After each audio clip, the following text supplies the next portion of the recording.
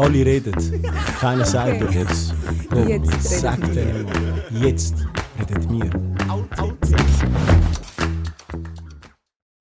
Ich muss schnell rühren. Ihr macht mich Ich gebe dir gar keine Side-Eye, wie meinst du das? Der Vibe. Der Vibe. Der Vibe bleibt mir. Energy. Ich finde unseren Vibe gut Du eigentlich. hast mich jetzt ein bisschen angefickt. Aber du hast mich da oben angefangen. Okay, eins. Ja, eins. Eins.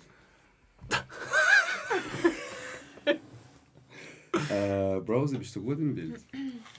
Deine Hübschnis muss man schon ansehen, finde ich. Hey, sorry, es ist ein bisschen harzig. Wir mussten da ganze Dings umstellen. Alles. Es ist Okay. ja. Weißt du, wie Intro machen ist das Nein. Tiroli? Soll ich machen? Machst du? Ja. Nein, du, oder? Machst du? Ich? Ja. Hey, ich bin ein Gast da. Du weißt schon, es wird schon aufgenommen, gell? Du machst das Intro. Oder das ist das Intro. Hi, guys. Welcome back to my channel. Also, Nein, komm. willkommen zu «Jetzt redet mir», wie man hinten schwer erkennen kann. Es ist Ostermontag. Wir mussten alles umstellen, weil wir dachten, wir machen das zu dritten. Dann ist das Mikrofon noch kaputt gegangen. Also eigentlich ist es ein sehr schlechter Tag zum Aufnehmen. Schnaufen, bre. Genau, schnaufen. Und ja, die Grundidee von diesem Podcast ist eigentlich von dir gekommen, Leroy. Dass wir jetzt noch die Frauenseite schnell analysieren. Genau. Der die Folge geschaut hat, oder die Folge geschaut hat, Folge 28, Männer und Dating, haben wir gedacht, wäre es ja noch interessant, eine Frauenseite zu hören. Wir haben uns heute auch kennengelernt. Schon ein paar Mal angefickt, also der Vibe ist schlimm rum. Der Vibe ist schlimm rum. Ja, Leroy, ich übergebe dir mal das Wort. Ja, willst du dich gerade mal schnell vorstellen? Wer du Ich bist? bin Noemi. Ich bin 30. Ich habe schon einiges erlebt, darum freue ich mich auf eure Fragen. Und ja, ich freue mich zum da sein. Willkommen! Ja, Er so, willkommen, jetzt geht's los. Du hast ein bisschen Sorge, dass wir Sie sind einfach lieb zu mir. zu forsch sind, zu angriffig sind. Ich will einfach, dass sie lieb sind mit mir. Hast du andere Erfahrungen mit dem Leroy? Nein. Also, Also- die Connection ist, ihr sind Kollegen schon Ja. lang, oder?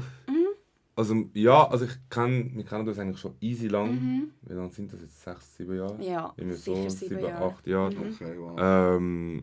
Aber eigentlich so, wirklich so ein closer Kontakt eigentlich seit einem Jahr. Seit einem Jahr etwa hätte ich Ja. auch gesagt, ja. Ja, und jemand anderen. Du hast eigentlich recht schnell zugesagt zum Podcast. Ich habe überlegt, so, wer könnte ich nehmen. Und wir reden eigentlich recht viel über das Thema so Dating, wenn ich jemanden kennenlerne, wenn du jemanden kennenlernst. Du bist schon wie so irgendwie so für mich auch so ein Hilfepunkt, wenn ich jetzt nicht mehr weiter weiss. Das ist mega herzig. Ich Yeah. therapiere dich ein bisschen viel.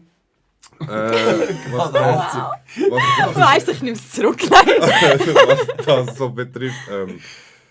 Ja, und da du schnell zugesagt hast, habe ich mir gute Fragen, Themen. Also muss ich sagen, die Folge geschaut haben, Folge 28, wie der Hakan gesagt hat, haben wir ja einen Talk über Männer. Ich weiß nicht, ob du sie geschaut hast. Nein. Ist der erste rausgekommen, auf 24 Stunden. Ist okay. Ist okay. Ist easy. Nein. Wir haben eigentlich so einen Talk gehabt unter Bros so. Kann man da ein Problem sagen?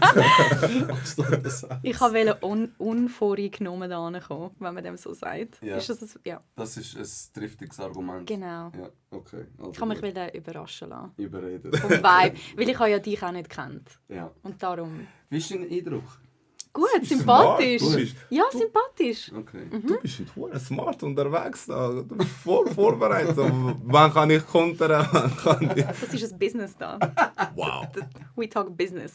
Dann nehmen wir sie gerade mal auseinander. Dann können wir gerade einsteigen, oder? Und ich möchte mich schon jetzt entschuldigen, bei allen, die das vielleicht triggern tut oder so. Ich tue manchmal ein bisschen Englisch reden. Also englische Wörter reinmischen. Anglizismen. Sie macht das voll extrem. Exactly. Look, wow. Es tut mir wirklich mega leid, aber manchmal passiert es einfach automatisch und manchmal kommen mir Wörter so im ersten Moment auch nur auf Englisch in den Sinn. Also ich möchte mich, weil ich die ganze Zeit Englisch rede. Es klingt jetzt so, ich rede immer Englisch, aber ich rede wirklich immer Englisch. Also beim Arbeiten, in der Freizeit und ich schaue alles auf Englisch und darum manchmal kommen mir Wörter wirklich nur auf Englisch in den Sinn. Also ich sage dir ganz ehrlich, das wäre Und ich möchte niemanden triggern damit. Also es tut mir schon jetzt leid. Kommen wir mal zu der X. Allein. Ich tue mich Aber- wirklich bemühen, nur Schweizerdeutsch zu reden. Okay? Ich wollte einfach sagen, Trigger Warning. Genau. Siehst du? Es geht manchmal nicht anders. Ja. Okay, apropos Ich mach X. das aber. Nein, der Sinn ist ja eigentlich, dass wir jetzt eigentlich mit dir einen Talk haben. Also, dass man eigentlich von einer Frauenseite mal hört, wie es so bei euch ist. So. Weil wir haben ja einen guten Bro-Talk gehabt. Ja, das wäre so die Grundidee. Bist du bereit? Ich habe noch eine Frage. Ich weiß es nicht, aber ja, ich glaube schon. Hast du mal überhaupt eine Folge geschaut? Nein. Okay, sehr gut. Nein, ich finde es gut.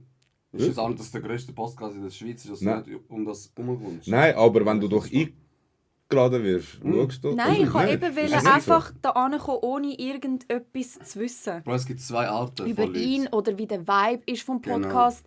Es gibt Nichts. Leute, die schauen, um sich vorzubereiten. So, alla, dass ich weiss, auf was ich mich einlade. Und dann gibt es die Leute... Nein, und Hätte dann ich das gibt's... sollen machen vielleicht? Nein, und dann gibt es die Siehst du Leute... jetzt? Bam, die erste Fuß, das ist immer so bei uns im Weißt. Podcast. Nein, und dann gibt es die Leute, die das eben nicht machen. So, ich gehe unvoreingenommen rein und es ist beides weder falsch noch richtig. Wenn du mich fragst, wie ich es gemacht hätte, genau wie du.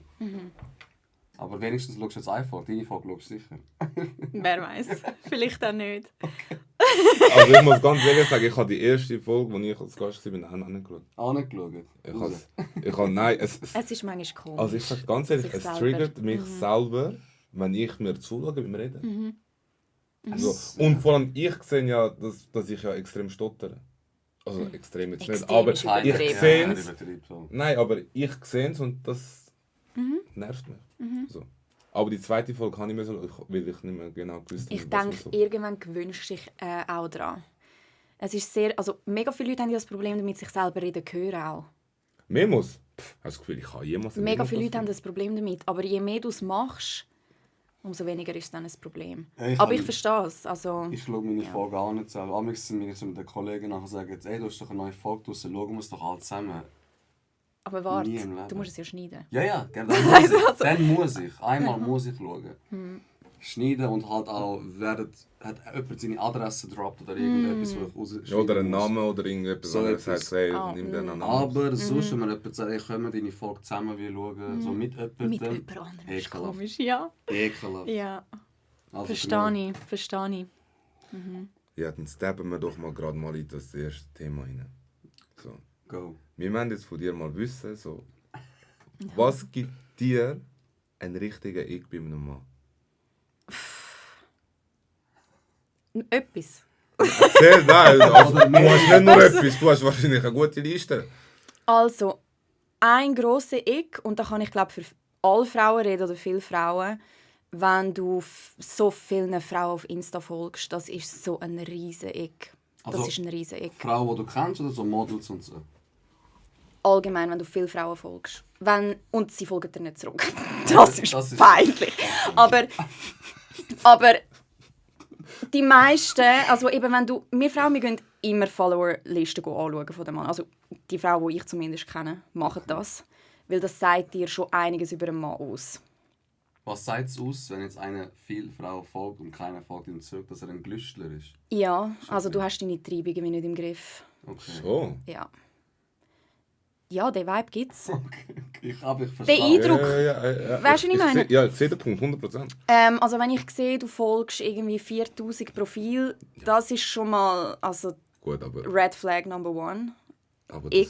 machen das viele. Es, ja, Wirklich? Mehr, So. als du das glaubst. gibt's. Aber auch, sagen wir, du folgst vielleicht 500-600 Profile auf Insta und 500 davon sind alles nur Frauen. Oder auch halbnackte Frauen. Das ist ein Ick. Das gibt mir Major Ick.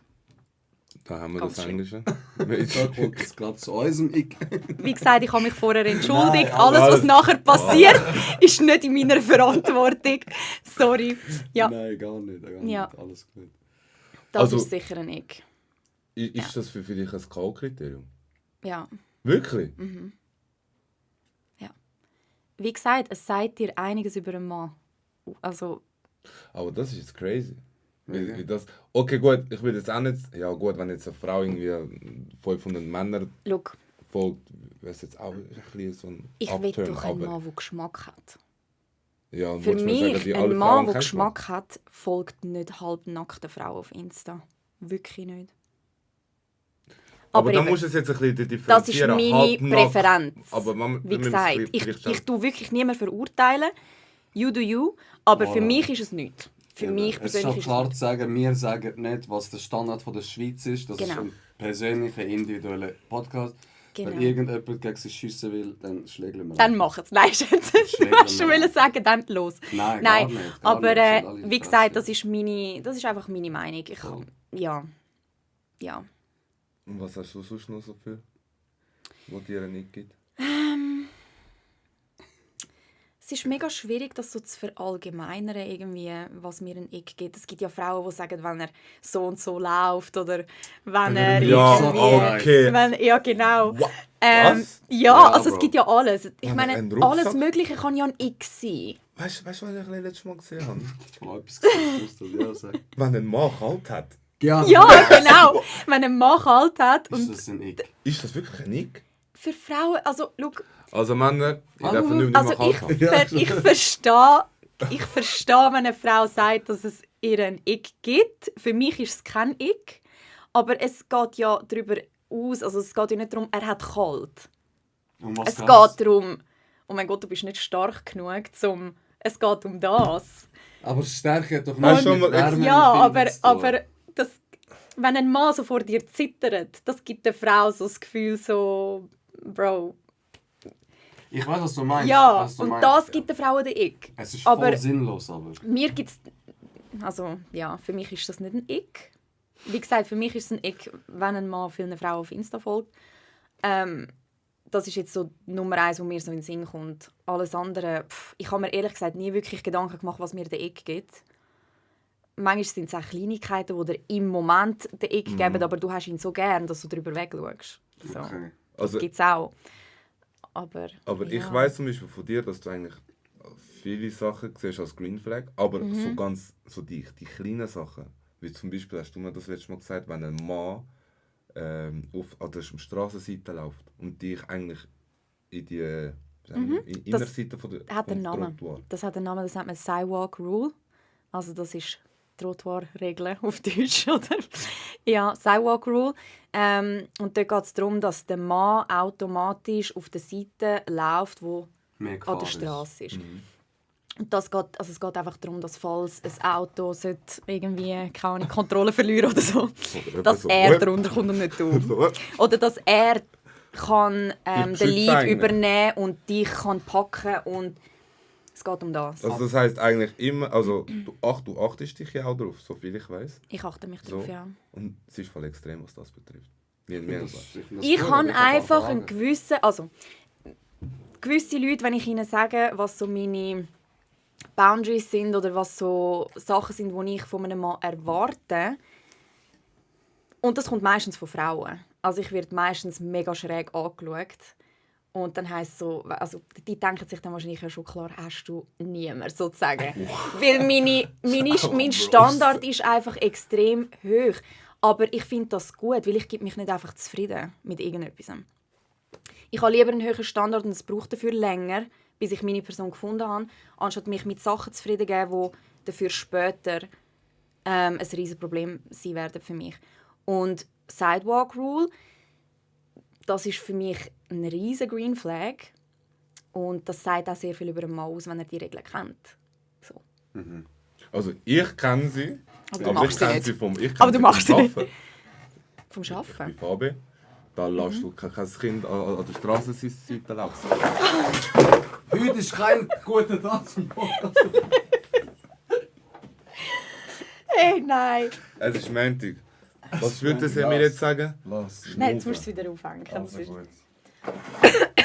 Oh Gott. Schnaufen. Oh Gott. Ist die Stange bei mir da im Weg? Ich kann jetzt einfach mal schnell das Nein. fragen. Okay. Nein. Laut dem Bild nicht, nein. Aber warte, wenn man Okay. viel erwartet, muss man ja auch viel liefern, oder? Und ich finde, aktuell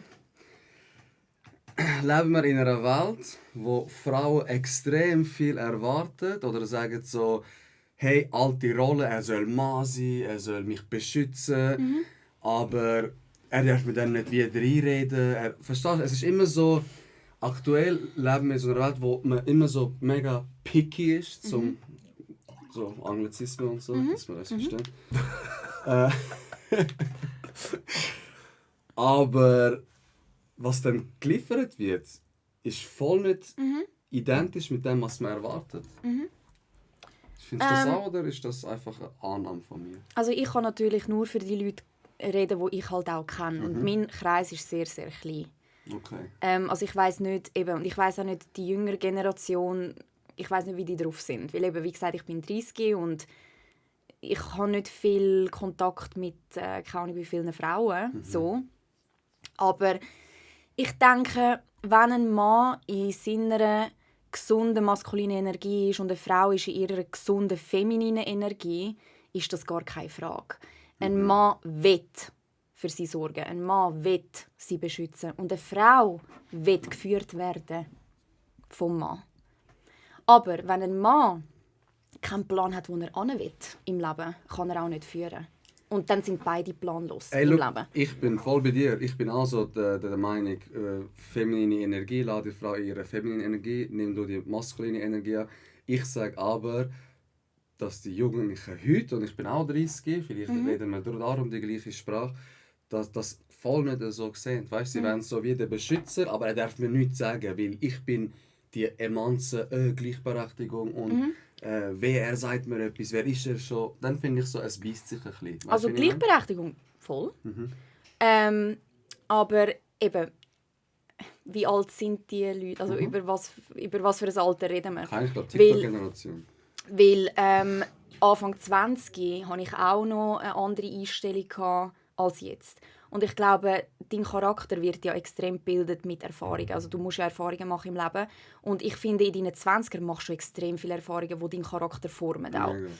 Und ja, gibt es Frauen, die sagen, du hast mir gar nichts zu sagen, hin und her, aber bist du dann in deiner gesunden femininen Energie? Nein, bist du nicht. Nein, Du bist bist du nicht.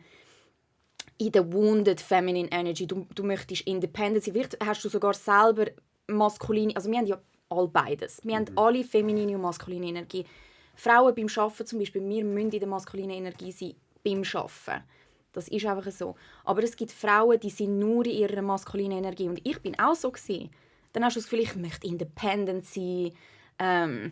Ich brauche keinen Mann. Ich möchte nicht, dass mir irgendjemand etwas sagen kann. Und das ist maskuline Energie und das macht eine Frau krank mit der Zeit. Das ist nicht gesund für eine Frau. Genauso wie es für einen Mann nicht gesund ist, wenn er immer in seiner femininen Energie ist und möchte, dass eine Frau ihn verhätscheln tut die ganze Zeit und ja, entscheid du, ja, ich mache gar nichts, du machst alles. Das ist nicht gesund, das ist nicht die Natur des Mannes. Meiner Meinung nach. Wie gesagt, meiner Meinung nach. Ich kann voll mit dem relaten. Finde ich so gut. Und darum finde ich, in einer gesunden Beziehung, und das müssen wir Frauen vielleicht auch eben von Anfang an, wir haben eine Intuition. Frauen haben eine Intuition, sehr eine starke Intuition. Nur ignorieren wir sie sehr oft. Also eigentlich, wenn du einen Mann kennenlernst, du merkst eigentlich schon von Anfang an, ob er gut ist für dich oder nicht. Und das ist von deine was? Intuition. Das ist einfach dein Bauchgefühl. Je nachdem, wie viele Frauen erfolgt. Deine Intuition. Es ist deine Intuition. Voll, nein, ich verstehe das. Blind. Ich kann dich einen Tag treffen und mein Bauchgefühl sagt mir, ob du gut bist für mich oder nicht. Ist er gut für dich? Er ist mein Bro. Also es hat ganz ehrlich. Du bist mein Bro. Sie haben mir letztes Mal du hast mir letztes Mal gesagt, wo ich einfach 3 Tage lang wenn wir so darüber überlegen, wieso du das also so aufnimmst, weil ich höre, also ich habe in der Vergangenheit viel das Negative gehört, aber du hast mir gesagt, ich und der Vivinci geben dir eigentlich noch die Hoffnung, dass es gut in meinen Männern Ja. Ja. Das Ding ist ja, durch Social Media Ich bin sehr, sehr viel auf TikTok. Und man hört halt leider immer sehr viel Negatives über Männer. Ist einfach so. Man hört so viele Geschichten und Männer werden auch immer ein bisschen als die Bösen angestellt. Obwohl es auch sehr, sehr, sehr viele gute Männer gibt. Und ich finde, das sollte man mehr sagen auch. Appreciated. Genau, appreciaten. Genauso wie es auch sehr, sehr viele super Frauen gibt. Ich meine, ich höre ja auch von Männern, und die Frauen heutzutage, du schaust vielleicht einfach am falschen Ort, Bro. Vielleicht findest du sie nicht im Ausgang oder vielleicht findest du sie nicht, keine Ahnung, wo dass du die ganze Zeit bist. Ich weiß es ja nicht. Vielleicht musst du einfach mal an einem anderen Ort schauen. Nicht zum sagen, dass Frauen im Ausgang nicht gut sind oder so, aber einfach als Beispiel. Ja, aber man sagt doch gleichzeitig auch, du ziehst das an, was du ausstrahlst. Du ziehst das an, was du brauchst. Weil jede Beziehung, die du eingehst, ist eine Lektion. Du lernst in jeder Beziehung etwas. Sorry, sorry, aber... Geredet. Nein, Rede wie eine Löwin. jede Beziehung, jede Interaktion mit einem Menschen ist ja dafür da, dass du etwas lernst, dass du wachsen tust als Mensch. Jede Beziehung. Jede. Ob es eine Freundschaft, sagen es deine Eltern, Beziehung mit deinen Eltern, oder sagen es romantische Beziehungen. Jede Beziehung lernt dich etwas über dich selber. Du musst wachsen als Seele, als Mensch. Ich kann nicht sagen, reflektieren. Gut. Und zu dem zurückkommen, was du vorher gesagt hast. Du und der Vinci, ihr seid für mich wirklich... Also, es ist so schön, dass ich die Freundschaft habe mit euch, weil ich kann mit euch über alles reden. Ich kann euch nach Tipps fragen, weil eben ihr seid Männer. Ich verstehe nicht immer, wie ein Mann denkt. Auch wenn ich viel über Männer weiss, denke ich selber. Aber trotzdem, in gewissen Situationen ist es schön, auch etwas zu hören von einem Mann selber. Mega. Oder? Und auch umgekehrt. Ich liebe es auch, wenn ihr mich fragt, hey, was heisst das? Oder hey, soll ich ihr das schreiben? Oder? Und mega viele Leute sagen, Freundschaft zwischen Mann und Frau funktioniert nicht. Da kommen wir gerade zum... Da habe ich auch eine sehr Da will starke Meinung. wir sind wahrscheinlich nicht gleicher Meinung. Nicht gleicher Meinung. Super ist, dass ich mich bei diesem Thema schon zurücklehnen kann. Wir haben es ja schon mal besprochen. Ja. Und ich glaube, wir sind nicht gleicher Meinung. Okay. Aber es ist auch völlig okay. Ja, ich meine, ja. Menschen müssen verschieden sein. Sie ist mega diplomatisch. Du bist voll politisch korrekt. Darum der Blazer. Also, Ich das heisst, ich muss dich heute noch ein Ich bisschen hab gesagt, von vorne Business. unterhalten. Hakan und ich müssen dich heute, glaube ich, noch ein bisschen... Du bist glaube ich, zu politisch korrekt. Schau, ich rede einfach sehr gerne über so Themen. Ich glaube, das ist es. Aber ich verstehe halt auch verschiedene Sichtweisen. Ich verstehe... Eben, ich habe mich sehr, sehr viel mit der Psychologie von Menschen und Verhalten und so auseinandergesetzt und darum verstehe ich das auch. Wie gesagt, meine Meinung... TikTok? Nein, über Bücher. Okay. Nicht über TikTok. Danke. Sie liest noch Bücher. Ich lese viele Bücher, Das ja. ist gut. Aber ich finde, Freundschaft zwischen Mann und Frau funktioniert, wenn... Ich sage dir heute, Was ist passiert? ist einfach kein guter Tag. Was ist gestanden? Keine Ahnung, Cam mein abgestellt. Gott, Mann. Jetzt geht das... Nein, wieso rührst du es weg? Leg mich auf, Mann. 1000 Probleme da. Ist die Speicherkarte voll? Nein, nie im Leben, die ist leer. Also wir haben jetzt da gerade schnell ein technisches Problem. Dann es beheben. Was ist los?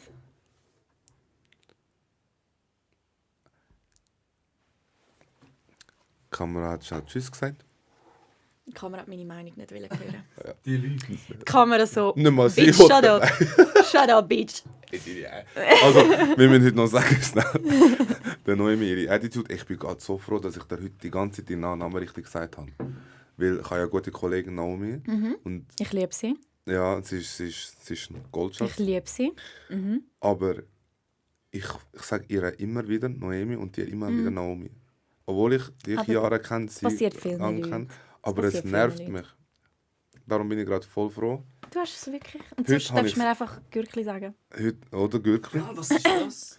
Das ist ein Spitzname. Das ist ein Das ist so Spitzname klein wie Gurken, Bruder. vom Vinci und von mir eigentlich. Also wir haben uns früher immer Gürkli gesagt. Essiggürkli. Oder Und dann hat sie Und mir dann, angefangen... und dann, weißt du, wenn wir telefonieren, dann sagen wir immer, «Hoi, du herziges Offengürkli, Alpaka-Kätzli, Baby», irgendetwas. Und das hat sich einfach irgendwie so... Auch irgendwie so... Weißt du, Ich habe Angst, dass ich jetzt früher komme und es crackt wieder ab. Nein, komm. muss ich aufstehen? Der Violence Club, ich sehe, das ist jetzt...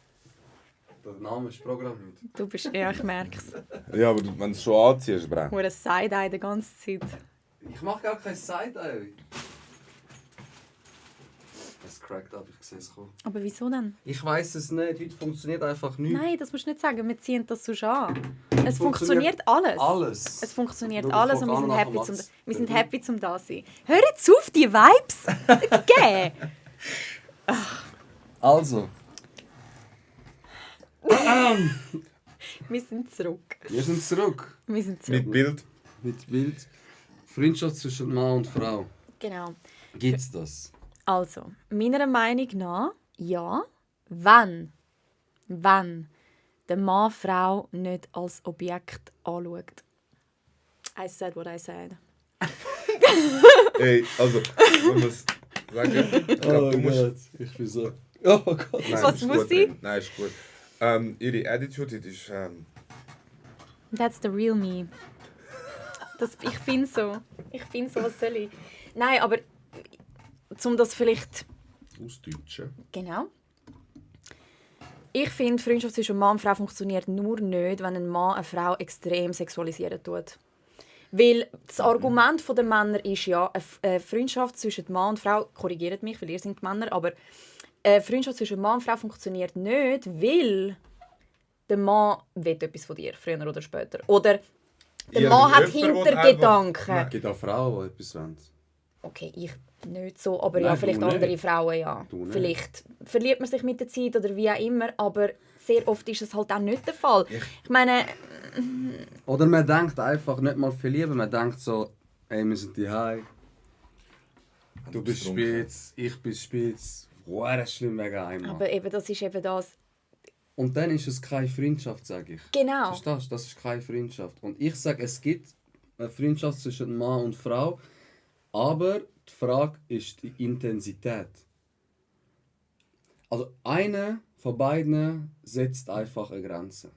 In der Freundschaft, weißt du? Einer setzt eine Grenze, wo sagt so, ey, look, wir können Kollegen sein, aber du musst ja nicht aussprechen, aber du gibst den Vibe so, Bangen läuft nicht, wir sind einfach wie Kollegen. Aber wenn du deinen Kollegen fragen könntest, hey, Würdest.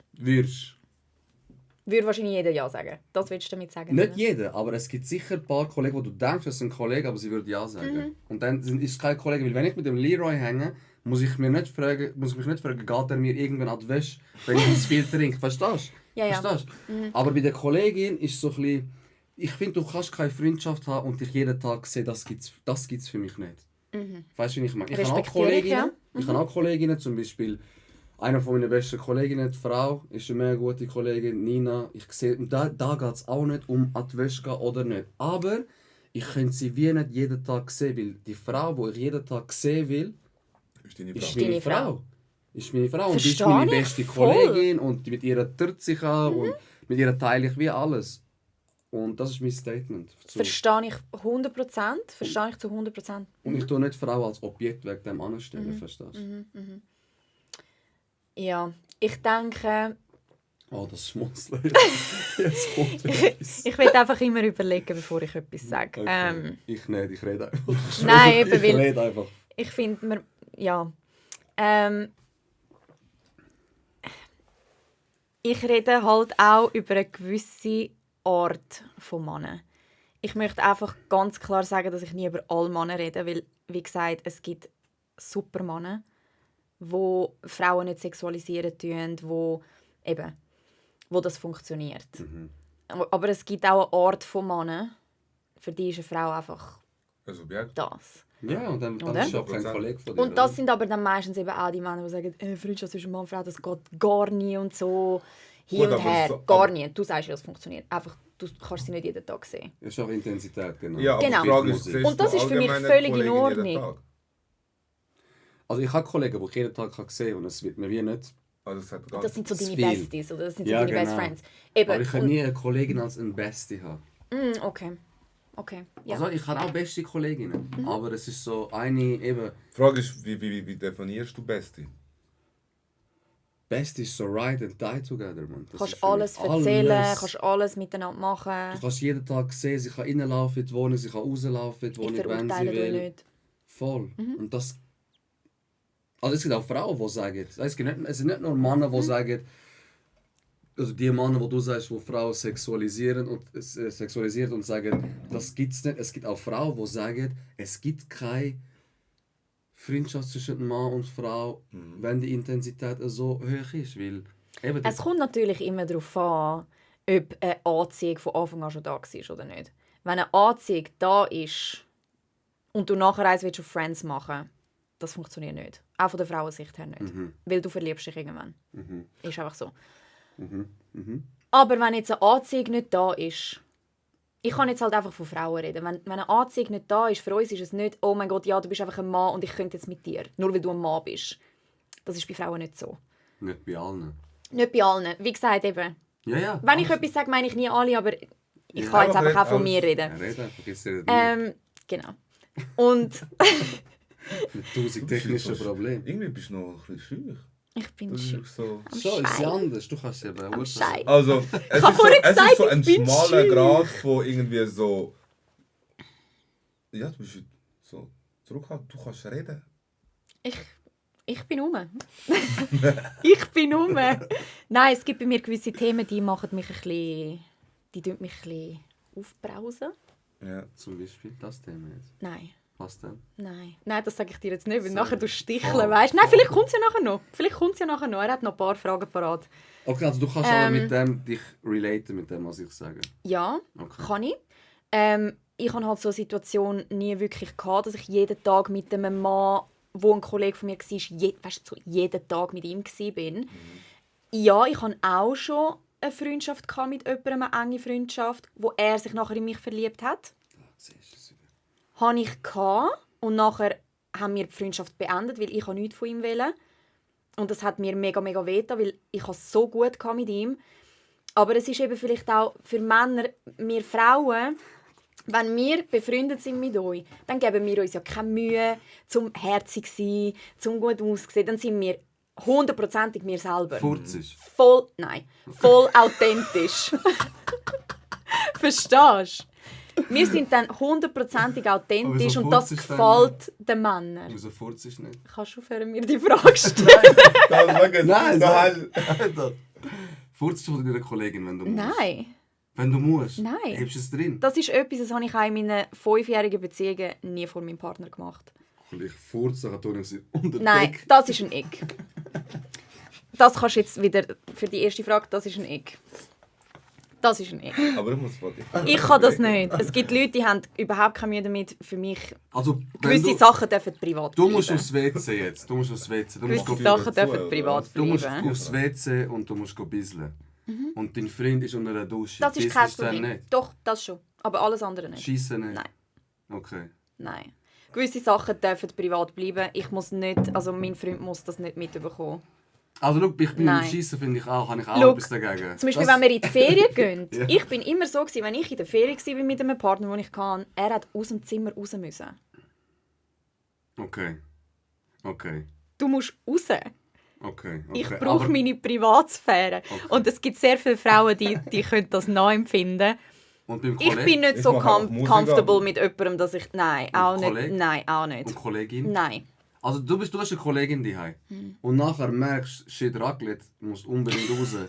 Raclette vom Snack. Wegen Laktoseintoleranz. Ja, und wegen okay. Und genau, und du merkst, Ich shit, bin nicht laktoseintolerant. Einfach um das zu sagen. falls ich kenne dich nicht. Falls. Sagen wir, und nachher musst du voll schiessen. Und dann sagst du deiner Kollegin, ey, kannst du bitte heimgehen, ich muss schiessen, oder was? Kollegin Ich nicht. bin wirklich noch nie in so einer Situation. Du hast noch gewesen. nie Nie in so diesen aufs 30 Jahren. WC und eine Kollegin war bei dir daheim. Nein. Okay, jetzt sagen wir, es ist heute so. Heute? Heute gehst du zu Hause, kommt eine Kollegin und nachher musst du stuhlen. Kommt darauf an, wer das ist. Aber ich würde dann wahrscheinlich einfach sagen, hey, mach Musik laut. Oder keine Ahnung. Okay. So. Aber Ja gut, aber das mache ich auch. das sind Im einfach für Hotel mich so zumindest. Sachen. Für mich Im ist das Hotel einfach überhaupt ist etwas, es alles darf privat bleiben. Okay, nein, Es ist darf okay. einfach privat bleiben. Egal, wer bei mir ist. Okay. So. Ausser meine Mami vielleicht. Aber sonst muss nicht sein. Okay, ist genug, glaube das Thema, oder? Gut, ja, ich glaube auch. Das ist eine unangenehm. Ich glaube auch. Das ist nicht etwas, wo ich darüber diskutieren will. Aber warte, wir kommen jetzt gerade auf das Thema zurück. Oh mein Gott. mein Gott. Here we go. Nein, wo wir Macht gerade so so... Spaß hier? Du hast ja gerade erzählt... Dann sind wir 100% authentisch. Das ist das Letzte, was ich gesagt habe. Wegen der Freundschaft. Sorry, dass ich dich unterbrochen habe. Schon gut. Also, du darfst mich noch 100-mal unterbrechen, schon gut. Yeah, oh mein Gott, das ist schon eine schöne Freundschaft. Zum Auflocken. Aber was, Herzig. es nimmt mich jetzt Wunder. Hast es du gecuttet mit deinem Kollegen?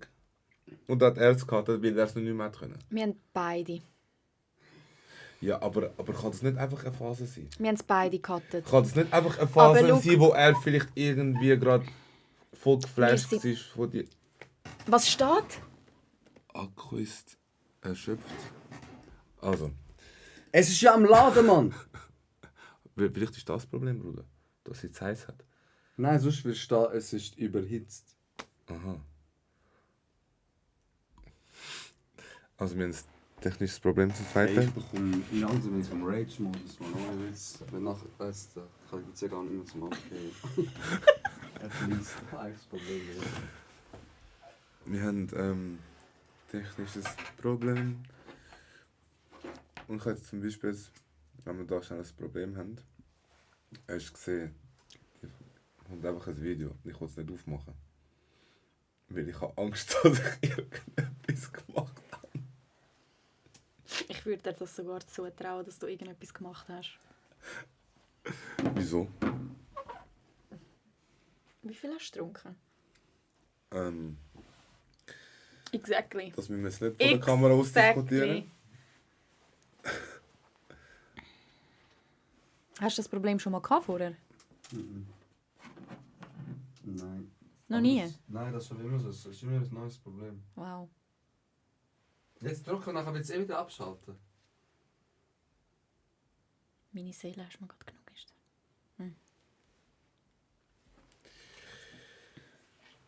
Wie kann es Akkuproblem geben, wenn es eingesteckt ist? Dann Ist der Akku voll? kaputt. Ist der Akku voll? Wenn er voll ist, Dann würde ich mal ausstecken, wenn er voll ist und mal ihn runtergehen lassen. aber was kommt? Er ist erschöpft. Ich bin auch erschöpft. I can relate. Von der Fahrt wegen dem Same, Schiessen. same. Ja, So, Ja. jetzt krieg ich aus der Bahn. ja, ich will heim. Wieso musst du Ich schießen? will heim. Ja, komm, press play und let's roll. Es wird wieder abstellen. Ja, und dann musst du halt wieder aufstehen. Okay. Einfach das in meiner männlichen Genau. Energie. Ich Genau. Du stehst auf verstehe. und du tust es regeln, genau. Ich regle. Du tust es regeln. Ich vertraue dir und du tust es regeln. Und was machst du? Ich vertraue dir, wie gesagt. Das ist dein Part. Das ist weibliche Energie. Vertrauen. Du darfst führen, ich laufe dir blind nach. Ich vertraue dir blind und ich laufe dir blind nach, egal wo du hingehst, weil ich weiss, du führst mich an einen guten Ort. Das ist weibliche Energie. Gehört das einem Mann nicht gern? Doch, mega. Mega. Also, ich date aktuell jemanden, wenn man so offen sein kann. Und sie hat ein mega ähnliches Denken wie du. Also, du bist der Mann, ich bin die Frau, nimm deine Rolle an. Also, sie sagt auch, das Schönste an dir ist, dass du, weil du in dieser männlichen Energie bist, mich voll als Frau lässt fühlen. Und, das ist Und etwas so mega muss Schönes. es auch So sein. setzt es aus. Ich bin auch mega Fan davon. Es regt mich einfach auf, dass die Kamera immer abstellt. Und ich kann das nicht mehr verstecken, dass es so, haha, oh mein Gott, es ist so cool. Wenn sie dann wirklich am liebsten würde ich die runterfusten und die noch einmal abstellen. Das war schon wahnsinnig, Bro. Also Get it Kamera. together, man. Wir geben uns das Beste. Also machen wir schnell. Oh Wo sind wir gewesen? Gott, Ah. man regt mich das auf. Genau. Du hast ja gecuttet, ihr habt es gecuttet. Wir haben es beide gecuttet, genau. Ich denke, eben, was das Problem ist bei so Freundschaften, wenn sich jemand verliebt, ist, du probierst ja nicht jemandem zu gefallen in einer Freundschaft, sondern du bist ja, wie du bist. Ja. Das heisst, es ist nicht gezwungen, es ist nicht aufgesetzt, sondern du bist einfach, wie du bist. Voll. Und als Frau kannst du Witz machen, du kannst keine Ahnung wie reden, du kannst... Oder? Furzen, Und du willst. kommst im Trainer, du kommst ungeschminkt, weil es dir einfach scheißegal ist. Du willst ja niemandem gefallen. Und das findet das finden Männer attraktiv. Ja. Und weil dann sehen sie, hey, die Frau kann auch... Ich kann so eine schöne Freundschaft mit ihr haben. Und dann ist sie noch eine Herzige. Und dann ist sie noch lustig. Und dann ist sie noch intelligent. Oder? Ja. Und ab so welchem passiert's. Stadium vom Daten machst du das? Dass du einfach so bist, also dass du nicht mehr drauf... Also du, Dass ich ja, nicht mehr du musst schaue, ja immer, wie dass ich du immer da ein bisschen sitze gefällst, und wie aber ich aussehe dass und du so. einfach mit Tränen kommst, ungeschminkt. Das einem schon früh. Messtut. Das schon früh. Also ich bin 90% ungeschminkt, weil ich arbeite von daheim. Also ich schminke mich nicht, wenn ich daheim bin. Und wenn ich dann FaceTime mache mit der Person, die ich date, dann ja. Machst du eine halbe Stunde? It is what it is. Dann siehst du mich halt so, weißt du, was ich meine? Ja. Dann siehst du mich halt so. Schon klar schaut man dann, von welcher Seite man die Kamera hebt und so, weil, also ich meine, wie ein Hure, also wie, keine Ahnung, wer wird ja auch nicht aussehen. Aber du willst ja der anderen Person gefallen, aber das ist eben, wenn du jemanden daten tust, in einer Freundschaft, wenn der Vinci mir anläutet. Es ist mir doch egal, wie ich aussehe. Wie habe ich letztes Mal einfach voll von Kater im Bett abgenommen? Eben, das meine ich ja, es ist dir ja egal. Genau. Aber genau das ist ja auch, das kann auch attraktiv sein für die andere Person. Und dann haben wir das Problem. Findest du das attraktiv? Wenn eine Frau so ist, wie sie ist, ja voll. Ich finde nicht schön, wenn Frauen sich schminken allgemein. Es ist so... Aber warte. Ja. Weil ihr Männer habt mega oft das Gefühl, dass wir ungeschminkt sind, dafür haben wir Full Face of Make-up an. Ah, du bist geschminkt heute. Ich bin Das habe geschminkt ich heute. gemeint. Ja, ich bin geschminkt. Aber es gibt ja auch die natürlichen Make-up-Looks, wo Männer das Gefühl haben, «Schau, genau so eine will ich». So, sie schminkt sich nicht und so dafür. Concealer, Contour, Bronzer, was weiß ich was alles. Nicht verstanden. Krass. Männer haben einfach nicht wirklich Ahnung von Make-up. Das will ich damit sagen. Aber du hast gerne natürliche Frauen. Und Eben, Ja. du hast meinen Type ja gesehen. Genau. Das spricht eigentlich sehr nicht. natürliche Frauen. Ja. Ich möchte etwas sagen, so ein Call-out eigentlich an die Typen, oder vielleicht gibt es auch Frauen, ich weiß es nicht. Typen, die Gefallen an einer Frau haben und denken so, weißt, ich gefalle ihr nicht, jetzt tue ich mal eins auf Kollegen, um mich reinzusneaken und irgendwann droppe ich die Bombe, hure traurig, hure zeitverständig, hört auf damit. Ich lasse einfach so stehen. Einfach die Weißt du, was ich direkt meine? sagen. Agree, ja. Einfach direkt sagen, hey, du gefällst mir, darf ich dich auf Voll. das einladen. Ja. Voll. Also, ja. Hey, look, wenn du kein Interesse hast, ist easy, aber du gefällst mir. Dass einfach mal Fronten geklärt sind. Aber dann... Aber wo so reinsneaken und so hure charakterschwach, Alter. Das Ding ist, du verschwendest ja deine eigene Zeit, wenn du dich so verhalten tust. Ja, und du versuchst jemanden zu manipulieren. Das kommt, ja. Das ist ja krank, Mann. Das ist ja hure krank. Frauen haben es gerne, wenn ein Mann direkt ist und ehrlich ist. Von Anfang an. Ey, Männer- jetzt muss ich Frauen auch haben noch das sagen, früher, wenn ich so mit Frauen Kontakt hatte und mit einer dann ein bisschen mehr, ich bin dann eher, ich habe dann mit keiner Kontakt, ich fokussiere mich dann mega auf eine. Gut, ja. Und ich habe das aber bei den anderen nie angesprochen, weil ich dachte, es könnte sie ja wie verletzen. So, oder?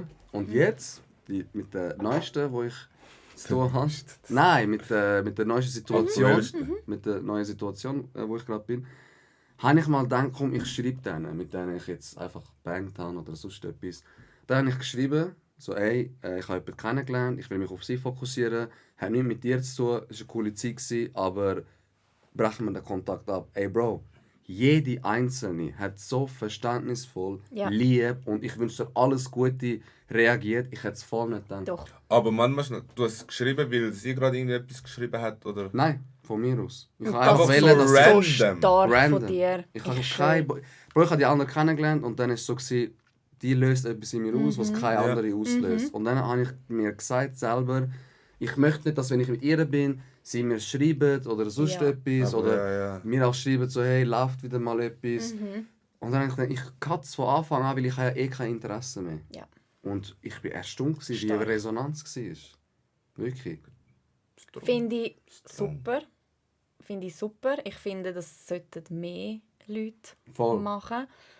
Weil es verhindert auch zukünftige Probleme, die auftauchen könnten.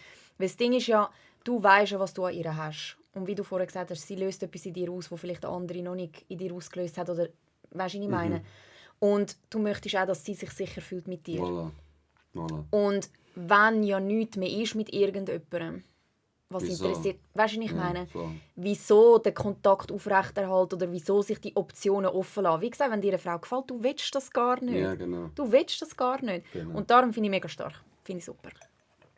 Können sich ein paar Männer ein Beispiel daran nehmen. Okay, gehöre ich auch in die Männerkategorie mit Leroy und wie heißt Vinci? Schau, ich kenne dich etwa 10 Minuten, aber ja. Sind zwar etwa 2 Stunden. 1,5 bis am Stunden. Eis. Du bist noch voll Ja. Minuten bei mir Nein, daheim also ich muss gewesen. sagen, sympathisch. Sympathisch. Nein, wir verstehen uns. Okay, gut. Kann ich mit leben. Aber was sagst du zu dem, wenn ein Mensch mit dem Ex-Partner einen Kaffee geht trinken? Oh, Red Flag. Ja? Red Flag. Red Flag, Ich auch. Red Ich sage Flag. auch Red Flag. Warum? Wie der Chris Brown sagt. Das Weil sagt noch ein vieles. Mensch, Er sagt wo auch- Wie der du... Breezy sagt. Er Red schlägt auch Rihanna. Nein, warte, er sagt auch... Okay, es geht jetzt nicht um ihn. Aber Er sagt aber auch, I'm single with a girlfriend. Einfach nur so, just say. Er sagt das. Also, schau, ich sage, es Okay. geht Das sagt Breezy. nicht, weil... Wenn du mal mit jemandem... Also, es geht nicht, eine Freundschaft aufrechtzuerhalten. Wenn jetzt irgendwie ein Thema ist, du musst mal etwas besprechen, dann gehst du einen Kaffee trinken, mach. Aber eine Freundschaft mit einem Ex-Partner und jetzt mit einem Kollegen gibt es nicht, weil, sage ich, wenn du mal eine sexuelle Anziehung zu einem Menschen empfunden hast, dann kann die immer wieder mal aufbrechen. Verstehst du? Ja, fix. macht man einfach nicht. Macht man einfach nicht. Macht man Aber einfach wenn eine Frau mir sagt, mein Kollege ist mein Ex-Freund, ciao. Schau, ich Fix, sage, es ciao. kommt auch immer darauf an. Hast du Kind mit dieser Person? Das ist etwas anderes. Okay, So, zu aber dem einfach, Thema eben, kommen einfach wir zum später. Sagen. Einfach zum Sagen. Hast du Kind mit dieser Person? Nein. Aber Dann auch hat ist die er keine Person Kollegin. nichts mit im Leben verloren. Tut mir wirklich leid, weil ich denke mir auch, wenn du das anbringst, befreundet sie mit deinem Ex. Also entweder hast du ihn nie wirklich geliebt, to begin with, oder es ist nicht wirklich fertig. Wieso schmunzelst du so? Wegen meinem Denglisch? Ja. Ich persönlich finde, es geht nicht. Für mich ist das ein riesen Red Flag, wenn ich einen Mann kennenlerne und er sagt, ja, ich bin mit meiner Ex befreundet. Uff. Ja, Tschüss. ja, voll. Tschüss, ich will nichts mehr mit dir zu tun haben. Danke. Fix, verstehe ich. Also ist für dich dann voll auch so ein Red Flag, wenn du mit dem Ex am Spazieren bist in der Stadt und läuft seine Ex entgegen So- und sie kommt so Aha. voll und sie haben so voll so umarmen sich, sie sagen sich so, hey, wie Was geht's für dir? Umarmung. Was? Nein, da bin ich nicht mehr bei dir. Sicher, Roman. Das ist ein Mensch, den du mal geliebt hast. Ja, ich Du weiss. musst nicht auf Aber, Kriegsfuß aber sein. ich muss das nicht. Also, schau, ich denke mir jetzt, Aber ich Mama, schnell. persönlich, wenn Wenn- ich mit meinem Freund in der Stadt laufe und ich sehe meinen Ex Ja. und ich umarme ihn vor meinem Partner, Und sag ich aber, hey, persönlich look, das ist der finde das und der und respektlos der. gegenüber meinem jetzigen Und was Partner. willst du ihm heute sagen dann? So mit Ich der kann ihm Hand. einfach so Hoi sagen. Er sagt, Du musst «Hoi» nicht und- Ja, aber- anlangen, ja, du aber musst es jemanden kann nicht ja- anlangen, um dieser Person Hoi zu Es sagen. kann ja Aber aber er geändert, also im Guten Er kommt auseinander. Er kommt und macht und du gerade. Der Kopf los. Schon komisch. Nein, Scherz. Nein. Ja, dann machst du halt schnell so. Aber, Ja, nicht, aber das ist aber ja- nicht voll die Umarmung. Und, Nein, oh mein aber Gott, so- Oh mein Gott, so where schön. have you been? Ja, Nein. Nein, das schon nicht.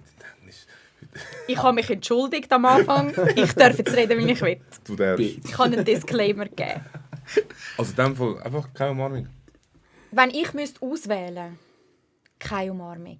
Nicht wegen mir, weil ich weiss, es ist nichts mehr. Ich finde den Gedanken schön. Weg für meinen Partner. Aber für Wenn den mir, Ex ist es es meinem Partner egal? Vielleicht ist es ihm egal. Möchte ich ihn aber in diese Situation bringen? Also ich sage dir Nein. ganz ehrlich, wenn ich jetzt wenn ich jetzt eine Freundin hätte und ich laufe mit ihr und sie sieht ihre Ex und sie sagen sich anständig Hoi, umarmen sich so und sie sagt, ey, schau, sie sagt nicht, das ist mein Ex, sie sagt den Namen und sie sagt, das ist mein Freund. Ich bin vielleicht ein bisschen toxisch dort. Das hast Ich du bin jetzt gesagt. vielleicht ein bisschen toxisch. Ich weiß es nicht. Aber ich Nein, habe dort aber- einfach, ja, ich finde so, muss nicht sein. Schau, ich verstehe den Gedanken, Ja. es ist etwas Schönes eigentlich, aber es ist mega verletzend für den Ex-Freund. Weil wenn es, sagen wir, wir sind 3 Jahre zusammen gewesen, eine schöne Beziehung gehabt und euer Interesse, vielleicht hast du auch nicht so einen Ex-Freund. aber muss ich Rücksicht nehmen auf das Gefühl von meinem Ex oder auf das Gefühl von meinem jetzigen Partner? Ich glaube, wenn du ein guter Mensch bist, auf Gefühl von Auf allen. ja, eben, aber da bist du schon im Scheiß drin. Nein, Da Weil- bist du im... Was ist, Weil was da ist, sind wenn wir ich im Dilemma. weiss, mein Partner zum Beispiel, er würde das auch nicht machen, weil es ihm auch unangenehm ist, zum Beispiel. Dann nehme ich doch auch Rücksicht. Also mir persönlich sind die Gefühle von meinem jetzigen Partner 1000-mal wichtiger als das Gefühl von meinem Ex. Ja, aber manchmal schon. Wir gehen ja wirklich Weil- von dem habe ich Szenario... schon anderes erlebt, aber finde Wie- ich sehr gesund. Ja. Ja, Ja? ich habe auch schon anders erlebt. Schon, wir sind Ja. verbrannte Kinder. Scheuen das Feuer. Das ist nicht für den Podcast, was ich alles schon erlebt habe. Wirklich. Aber Das ich mach nur. Aber- Dass die Leute nachher dich anficken. für mich ist mein Partner Nummer 1. Alles andere kommt nachher. Wenn ich Schön, in einer das ist Beziehung schön. bin, mein Partner ist meine Nummer 1. Und ich will auch, dass ich Nummer 1 bin für meinen Partner. Mega schön. Und wenn ich weiss, das könnte ihn verletzen, ich muss es nicht mal wissen. Vielleicht hat er gar kein Problem damit. Ja. Aber es könnte ihn verletzen, wenn ich da auf «Spürst mich, fühlst mich» mit meinem Ex mache vor ihm. Ich mache es einfach nicht. Okay. Ich finde, man kann sich auch sehr anständig Hoi sagen, ohne dass man sich umarmt oder ohne dass man sich Küssli gibt oder was auch immer. Ich habe Respekt für meine Ex-Freunde. Ich habe sehr viel Respekt für meine Ex-Freunde. Sehr viel. Aber Deine Freunde springen. muss ich vor meinem jetzigen Partner meinen Ex umarmen? Ich sage nein. Und ohne... Was sagt ihr? Schreibt es in die Kommentare. Sorry, Ja. ich bringe den Ohren. Aber es ist... So lustig. Aber Es es wird nimmt sehr mich viele gerade Menschen geben, die kein Problem damit haben. Und ich respektiere das Also- voll. Aber ich persönlich müsste es jetzt nicht machen. Ich sage, die Energie ist das Ausschlaggebende. Komme ich zu dir und sage, oh mein Gott, hoi, und gib dir noch einen Voll. Kuss und sag, oder Voll. mach so. Oder hey, machst du einfach so genau. schnell so, okay, so schnell. Ohne dass sich der Unterteil vom ja. zum unteren Teil bewegt. Genau, so eine Sagst du einarmige Umarmung. Genau, so. Und dann so, Kann ich hey, noch geht's sagen, dir ist gut? okay, so für eine Ich stelle es mir Sekunde. gerade so Das bildlich ist gerade okay. vor, wie du auf deinen Ex triffst. Nein. Wie viele Ex-Freunde hast du? Also ich hatte 3 lange Beziehungen. Okay. Aber ich sage mal, die erste Beziehung war so eine Jugendbeziehung. Aber es ist trotzdem fast 5 Jahre gegangen. Okay, okay. Die zweite Beziehung, die ich hatte, ist auch 5 Jahre gegangen. Bin ich auch verheiratet gewesen. Für einen Moment. Ja, Für einen kurzen Moment. aber etwas gemeinsam. Ja, aber ich bin nicht lange verheiratet. Also ich war 2 Jahre verlobt gewesen, aber verheiratet ist das eigentlich gar nicht lang. Und meine letzte Beziehung, die ich hatte, ist 2 Jahre gegangen. Okay. Genau. Okay. Und ich war auch dazwischen nicht immer mega lang Single gewesen. Also ich bin ein Beziehungsmensch, ich bin nicht gerne Single und ja, also zwischen meiner ersten und zweiten Beziehung bin ich 1,5 oder 2 Jahre Single gewesen. Aber zwischen meiner zweiten Beziehung und meiner dritten Beziehung ein bisschen mehr als ein halbes Jahr Single gewesen. Also Okay. nicht lang. Okay, wirklich nicht lang. Hast du dann Und genug ist Zeit? vielleicht ein Fehler gewesen. Eben, aber die Frage, hast du genug Zeit Nein. gehabt, zum Nein. Healen? Nein, Aber- habe ich nicht gehabt. Da habe ich jetzt... Das ist sehr gut. Zum Ich Thema. liebe das Wirklich. Thema. Ja, Ich liebe es. ich habe nämlich... Ich habe jetzt eine Frage... Ich habe das gerade mit jemandem mal besprochen. Würdest du sagen, man sollte sich alleine heilen? Oder ist es okay, wenn der Partner mit Teil ist von der Heilung? Das haben wir das Weil, ansprechen. darf ich schon meine Meinung dazu Ja. sagen? Ich mache es auch nicht so ausführlich wie du. Ich bin der Meinung...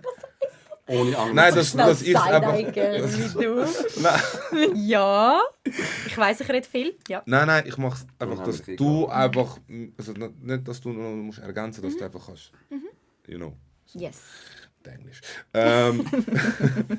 Ich bin der Meinung, es ist wichtig, also man sollte alleine heilen, weil wenn der neue Partner ein Teil dabei ist, dann ist er ja wieder der Grund, dass du geheilt bist. Oder Mitgrund. Und ich bin der Meinung, eine Frau ist stärker, wenn sie sich alleine heilt. Und unabhängiger. Das heißt, sie kommt stronger back. So. Und Okay. ich bin der Meinung, dass sie dann einfach auch stärker zurückkommt und halt auch so selbstbewusster. Weil sonst ist der neue Partner Mitgrund und ist wie so ein bisschen auch davon abhängig. Weil was ist dann, wenn irgendetwas ist? Das ist meine Meinung. Okay. Meine Meinung ist, du brauchst beides. Du musst allein heilen, aber auch mit dem Partner zusammen. Was ich damit meine ist, wenn du gerade aus einer Beziehung rauskommst, du musst die Arbeit selber machen zuerst, dass du darüber wegkommst. Aber wir haben ja sehr, sehr viele Triggerpunkte und Wunden, die nicht nur von Beziehungen kommen, sondern auch von der Kindheit. Und das äußert sich sehr oft in Beziehungen nachher, diese Triggerpunkte. Und du kannst bis zu einem gewissen Grad allein heilen. Aber gewisse Triggers kommen erst in Beziehungen führen. Und die kannst du nicht heilen, wenn du allein bist. Die kannst du nur heilen, wenn du in einer Beziehung bist. Und das Lustige ist, dass so Triggerpunkte meistens in gesunden Beziehungen am meisten vorkommen. Dein gesunder Partner triggert dich auch. Und das sind dann Wunden, die du heilen musst. Und du darfst es mit deinem Partner zusammen machen. Es sagt niemand, du musst alles allein machen. Es geht gar nicht. Weil gewisse Sachen kommen erst führen, wenn du mit einer anderen Person bist. So sehe ich das. Ja, macht Sinn. Aber ja, du musst bis zu einem gewissen Punkt allein heilen. Ja, aber da musst du die Arbeit machen. Da musst du Shadowwork machen. Da musst du in deine Kindheit zurückgehen.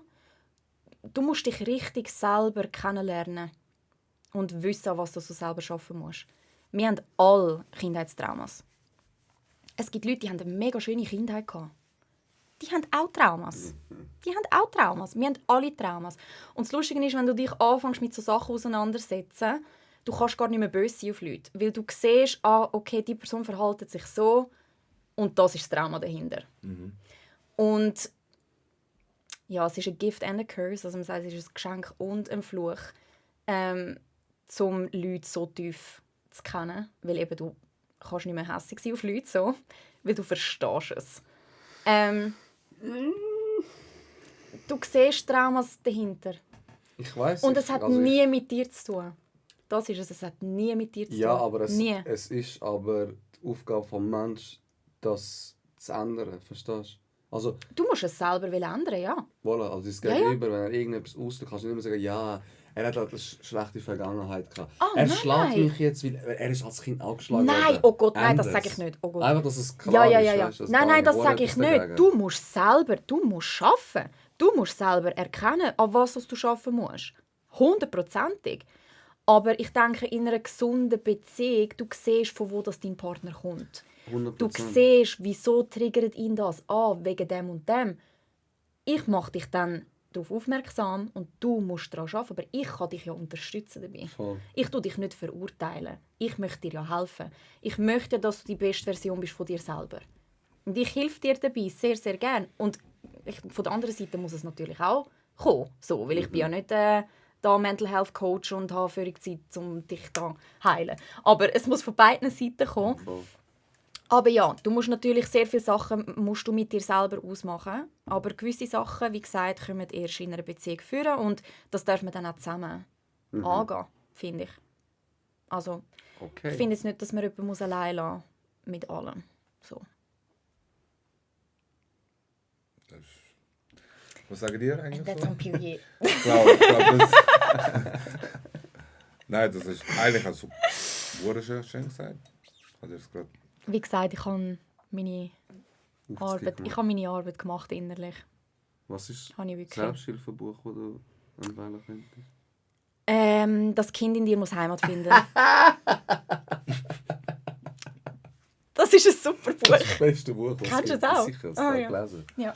Hast du die Übungen auch gemacht? mit Ja, dem Sinn? natürlich. Ja. Muss ich dann von lesen? Das beste Buch, Ja. ich empfehle es jedem. Ich Das habe ist schon wirklich- 4 Leute weiterempfohlen und jeder hat gesagt, es ist Das ist super, ja. next level. Das ist nicht das Buch, das ich dir geschenkt habe, oder? Nein. Es macht deine Augen richtig Also, auf. das Geschenk. Können wir schnell darüber reden, was er mir für ein Buch geschenkt hat? Also, ich habe... Schau, ich habe manchmal ein bisschen starke Meinung, was Männer angeht. Einfach weil es sehr, sehr viele Vollidioten gibt. Sorry. Alles Es gibt gut. wirklich sehr, sehr viele Vollidioten. Und ich habe dadurch eine starke Meinung und so. Und mein Bro da hat mir ein Buch geschenkt, das heisst «How to date man when you hate man». Hast du gelesen eigentlich? Nein.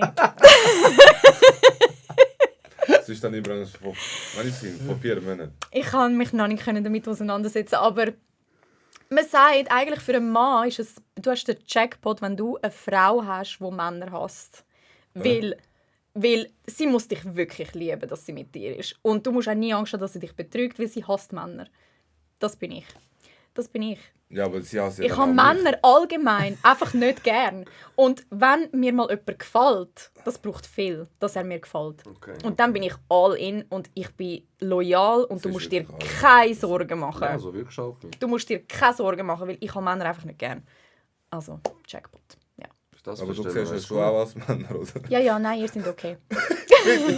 Wow. Ihr seid okay. Okay. Ich bin Du bist- okay, du bist okay. Herz und Komm, geh Seele. weiter, komm. Herz und Seele. Lass das. Was sagst du jetzt eigentlich? Das habe ich vorher eigentlich gerade anschneiden, aber du bist dann Sorry. gut im Flow gewesen, alles gut. Was sagst du eigentlich? Er ist bei mir da eine Meinung. Dating Okay. für Freundeskreis? Nein, Dann nimmst du. Red Flag. Gut, schließen wir ab. Aber weiter. Aber warum? Nein, ich riskiere doch nicht eine schöne Freundschaft, wo ich und vor allem, also im gleichen Freundeskreis, das heisst, ihr habt gemeinsame Kollegen auch. Weil das ist ja dann sagen wir, es funktioniert nicht. Sagen wir, ihr verstreitet Also es verstreitet ist euch. nicht nur per se in deinem Freundeskreis, sondern wirklich halt im Freundeskreis vielleicht, sagen wir, höchstens 2. Grad. So. Also es ist mein Freundeskreis, aber er kennt jetzt meine Ängste nicht so. Ja, zum Aber Beispiel ich bin ein einfach Kollege, ein befreundet guter mit Kollege ihm. von mir. Das finde ich Das aber ist ja nicht mein Kollege dann. Ja, aber das ist ja gleich ein Kollege. Das Deine Mutter. Du hast eine Wimper an der Nase. jetzt kannst du dir etwas Gut. wünschen, Brenke. Hoffentlich stellt die Kamera nicht ab. Hurensohn. Auch. Scherz.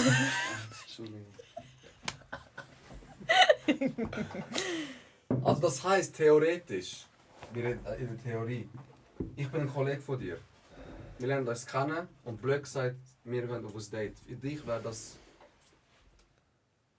Das fände ich jetzt kein Problem. Ich auch kein Problem. Weil wir- Ich bin ja nicht ein Kollege von ihr. Ich meine damit Themen wie den Freundeskreis. ja, im Freundeskreis dann hängt man so und dann denkt Gut. man so, ja, Man könnte sagen, wir sind ein Trio, wir sind voll close. Mhm. Und ich fange dann an daten. Das ist etwas anderes. Das als geht wenn nicht. sie- Gut, das ist ja. Das Wie wäre wenn Eben. ich jetzt wie Vinci heißt. Der Vinci, ja. Ja, das wäre zum Beispiel zu close für einen Kollegen. Ja. Ja. Ja, das geht gar nicht. Aber ich bin jetzt nicht ein Kollege. Blöd gesagt. Nein, du bist ein Kollege von Ich bin einem Kollegen. Von dir. Ja, nein, Ja, das keine geht schon. Freundschaft. Das Das geht. geht, 100%. Das geht. Eben. Das geht. Aber du hast ja vorher gesagt, ich bringe einen guten Kollegen oder einen Kollegen. Nein, oder. Also, Dann habe Wie gesagt, ich finde, wenn du- Sorry. Du hast ja gesagt, Die Zähne nein. abstellen. Und dann. ich finde, in einer Freundesgruppe, ich bin in einer Freundesgruppe Ja. mit verschiedenen Leuten, ich gehe dort nicht daten. Das finde ich Es auch. gibt genug viele Menschen auf der Welt. Ich muss nicht... Weil das Problem ist ja, wenn du dich nachher trennst und du trennst dich nicht im Guten, was machst du dann? Muss ich dann immer fragen, ja, ist er auch dort? Ekelhaft. Oder muss ich dann den ganzen mit meinem Ex chillen? Ja, Ekelhaft. das geht dann wieder zurück. Ich muss nicht befreundet sein mit meinem Ex. Das geht nachher wieder in das rein. Ich persönlich kann es nicht, muss es nicht haben. Ein Kollege von einem Kollegen. Ja, das ist sogar ein Green Flag, weil dann weiss ich, du kannst mir Sachen über ihn erzählen und du bist ehrlich zu mir. Ist er ein Guter oder nicht? Du kennst ihn ja schon. Ich kann Er nicht. spart mir auch einige Arbeit, so herauszufinden, wie er ist. Voll. Dann sage ich, ja, das ist voll okay. Wir haben es gerade Aber- beim letzten Mal davon gehabt, dass es. Ich habe wie so das Gefühl, heutzutage ist es einfach fast am einfachsten, wenn einfach eine Kollegin oder ein Kollege sagt: Hey, schau, ich kenne jemanden, ich würde euch voll gut verstehen. So lernen sich auch viele Leute kennen. Vermittelt. Ja, eigentlich so. Ja, arrangierte. Es gibt viele Das Leute, ist, die sich ich so glaube, ich habe wie so kennenlernen. das Gefühl, das ist am einfachsten, weil, nehmen wir jetzt mal bei uns zwei. Du weißt, was für ein Type ich habe. Er hat Gut, mich das schon gefragt, ob ich jemanden kenne. mich auch exposed, Mann. Es hat, Das schneide ich nicht raus. ich auch so, ja, ich habe eine Single-Kollegin. Ja, das ist mir zu anstrengend. Weil, das Problem ist ja, du lernst jemanden kennen und dann fällt er am Anfang voll und dann kommt einfach der. Dann hat sie einen Knacks, wie das, was ich dir vorher erzählt habe. Ja, Wenn ich Ja. das erzählt habe, oben. ekelhaft. Also weißt du, denkst du, Es ist einfacher, wenn eben ein Kollege von dir schon jemanden kennt oder eine Kollegin von dir kennt jemanden, der könnte passen. also Ist habe mir jetzt noch nicht- nie passiert, also, aber ja. Also ich muss gerade ehrlich sagen, ich habe nicht so verzweifelt. Denn dort, wo ich sie gefragt habe, war einfach so in einem Tal. Er ist keine Single-Kollegin. Wo etwas kann. Ja, das muss mir dann raus. Ja. Das Ding ist, wie gesagt, mein Freundeskreis ist sehr, sehr klein und ich habe 90% von meinem Freundeskreis ist verheiratet oder in einer Beziehung. Darum. Das merke ich eben auch. Die Zeit läuft einem voll langsam. Sagt ehrlich, Wir sind 30 Jahre, sollen wir dir sagen? Und ich bin eine Frau, die Ja, 30 ist. Ja. ich habe ein Kind. Ihr seid Männer, die in diesem Alter sind. Das ist ja alles gut und recht. Ihr habt noch so viel Zeit. Als Frau, ich habe schon auch noch Zeit, aber nicht mehr so viel wie ihr. Frauen haben das Ablaufdatum. Genau. Willst du Also Ablaufdatum, wenn du Kind willst. Voilà, ja. Wenn du keinen willst, Girl. Mit Genieß das 60, Leben. Mit 60 Aber- Bio. Aber ja, und das macht es halt eben. Ich bin halt nicht jemand, der viel draußen ist oder wo keine Ahnung, in den Ausgang geht oder in Bars geht oder ich mache gar nichts. Ich bin immer daheim. Wie lernst du jemanden kennen? Was, Über hast du keine Social Hobbys? Media. Das tönt verdammt schwer. Hast du keine Hobbys? Nein, hast du keine Hobbys? Ich tue Hast du keine lesen. Leidenschaft? Hast du keine Leidenschaft? Boah, heute. Ich singe. Du singst, sing Ich mache etwas. Musik. Nein. Sing etwas. Nein, schau, Fix das ist sing. immer, wenn du sagst, dass du singst, heisst es immer, sing etwas vor. Ja, fix sag ich. Wenn Was du mir hast sagst, du spielst Fußball, sage ich dir, geh mal auf den Fußballplatz Ja, und ich zeig's sag's mir. Hol einen Böllen. Nein, sorry. Schon Oh wieder. nicht. Keine Hobbys. Ja, MMA. Zeig mal. Nein. Nein, also ich singe, ich habe einen Online-Shop neben meinem Vollzeitjob, den ich habe. Das sehe ich auch als Hobby. Was Und eben, ich singst tue lesen, ich tue Was singst Serien schauen. Ich singe hauptsächlich R&B. Englisch? Ja. Was, Also ich habe Englisch, sagen. nein, aber ich habe Das ist Englisch schon gesungen, ich wieder habe auf Italienisch gesungen, ich habe auf Hochdeutsch gesungen, ich habe seitdem sogar Schweizerdeutsch Sachen gemacht, das ist gar nicht meins. Okay. Aber dort bin ich flexibel. Aber am Ja, liebsten wirklich, ich Englisch. schnell exposen, wie du Nein. mich so exposen Doch, hast. Nein. doch, darfst Oh mein Gott, was? Jetzt wird Es nie. gibt ein Feature von ihr, Ah, ja, das sogar auf einem Album ist. das ist Schweizerdeutsch, ja. Du kennst vielleicht, kennst du den Marco Donfuego? Der Fuego. Ja? Ja. Auf dem Album vom... Schon ein Zeitchen her. Was ist das Album? Club 27? Ja. Ich Ist kann sie sie auf auf dem Musik nicht, ich weiß nicht, wer es ist. Es ist lang her. Es ist lang her. Tun wir Aber doch ja. ein Es war ein kleiner Part. Sie macht einfach Talk. Und ich mache eigentlich andere Musik so. Okay. Aber ich habe viele Hooks gemacht für Leute so. Und, ja. Aber sie hat das Cover, du weißt es, ich liebe es. Ich kann dir nachher etwas zeigen. Wo du Ja. das Dings, Usher und Dings gecovert hast. Summer Summer Walker. Summer Walker. Das ist schön. Das Ah, ist das ist- mein Shit. Also, nachher gibt es ein Konzert und ihr seid nicht dabei. Ich kann dir nachher etwas zeigen, Also ja. gut. Etwas Scheuches. Okay. Okay, Genau. weil Frauen, die kein Hobby haben, keine Leidenschaft haben, ich Okay. zur Seite. Verstehe ich. Voll. Ja. Wenn Ja, ja, aber für dann- etwas brennen kann, es Ja. kann in deinem Kleiderding sein. Es muss nicht etwas weltbewegend sein. Du kannst auch gerne joggen. Es ist, aber du brauchst ein Hobby, eine Leidenschaft und ich hasse Frauen, die nur an dir kleben und so ihr Leben von deinem Leben so ernähren. Ja. Weißt du, wie ich meine? Ekelhaft. Also ich Ekelhaft. glaube schon auch in einer Beziehung. Ich mache sehr, sehr gerne viel mit meinem Partner. Ich bin so, ich brauche das. Aber ich habe trotzdem meine eigenen Sachen. Das heisst, jetzt 7 Tage hat die Woche. Wie Mhm. oft musst du ihn sehen? Also sagen wir wohnen nicht zusammen. Wie oft muss ich ihn sehen? Vielleicht 3 Mal. Und wie lange dann? Also du Du schaffst dreimal kommt ja dann auch. nach dem Arbeiten zu dir und schlafen. Also Weekend, Samstag, Sonntag. Fix. Safe. Und wenn er etwas mit den Kollegen will machen? Kann er schon. Kommt drauf an was. Kommt drauf an was.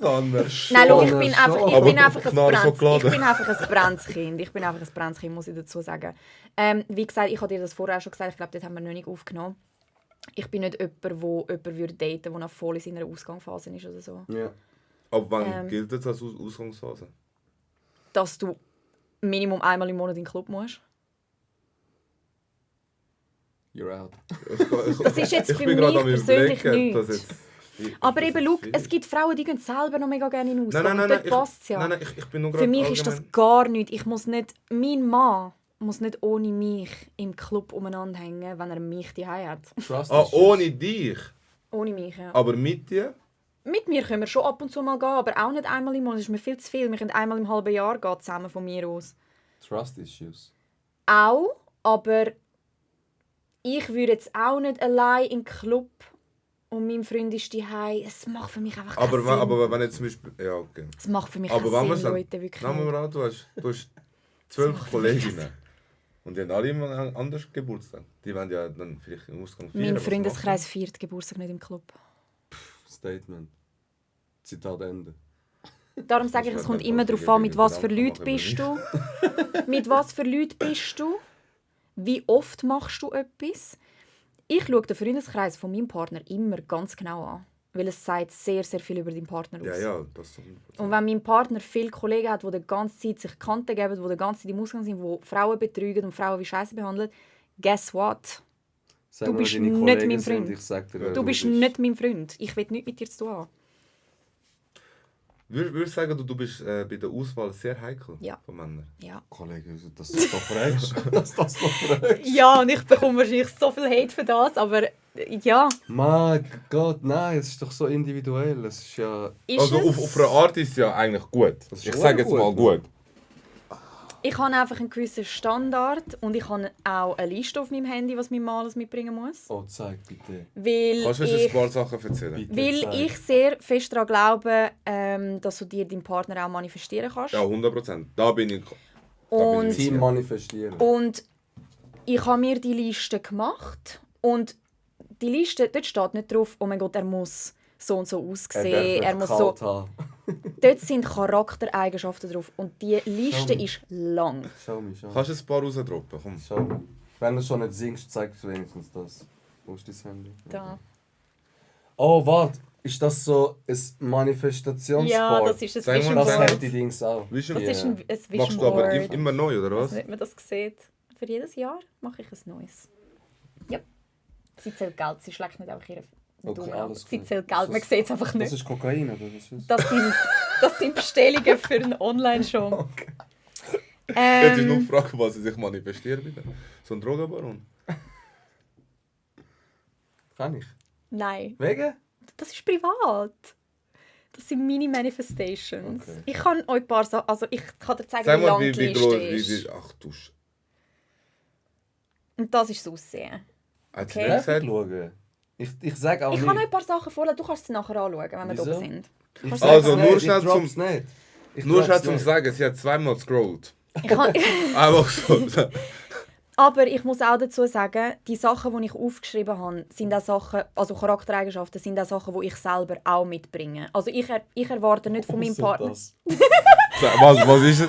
Ja, ausser das. Über... Und da bin ich auch flexibel. Okay.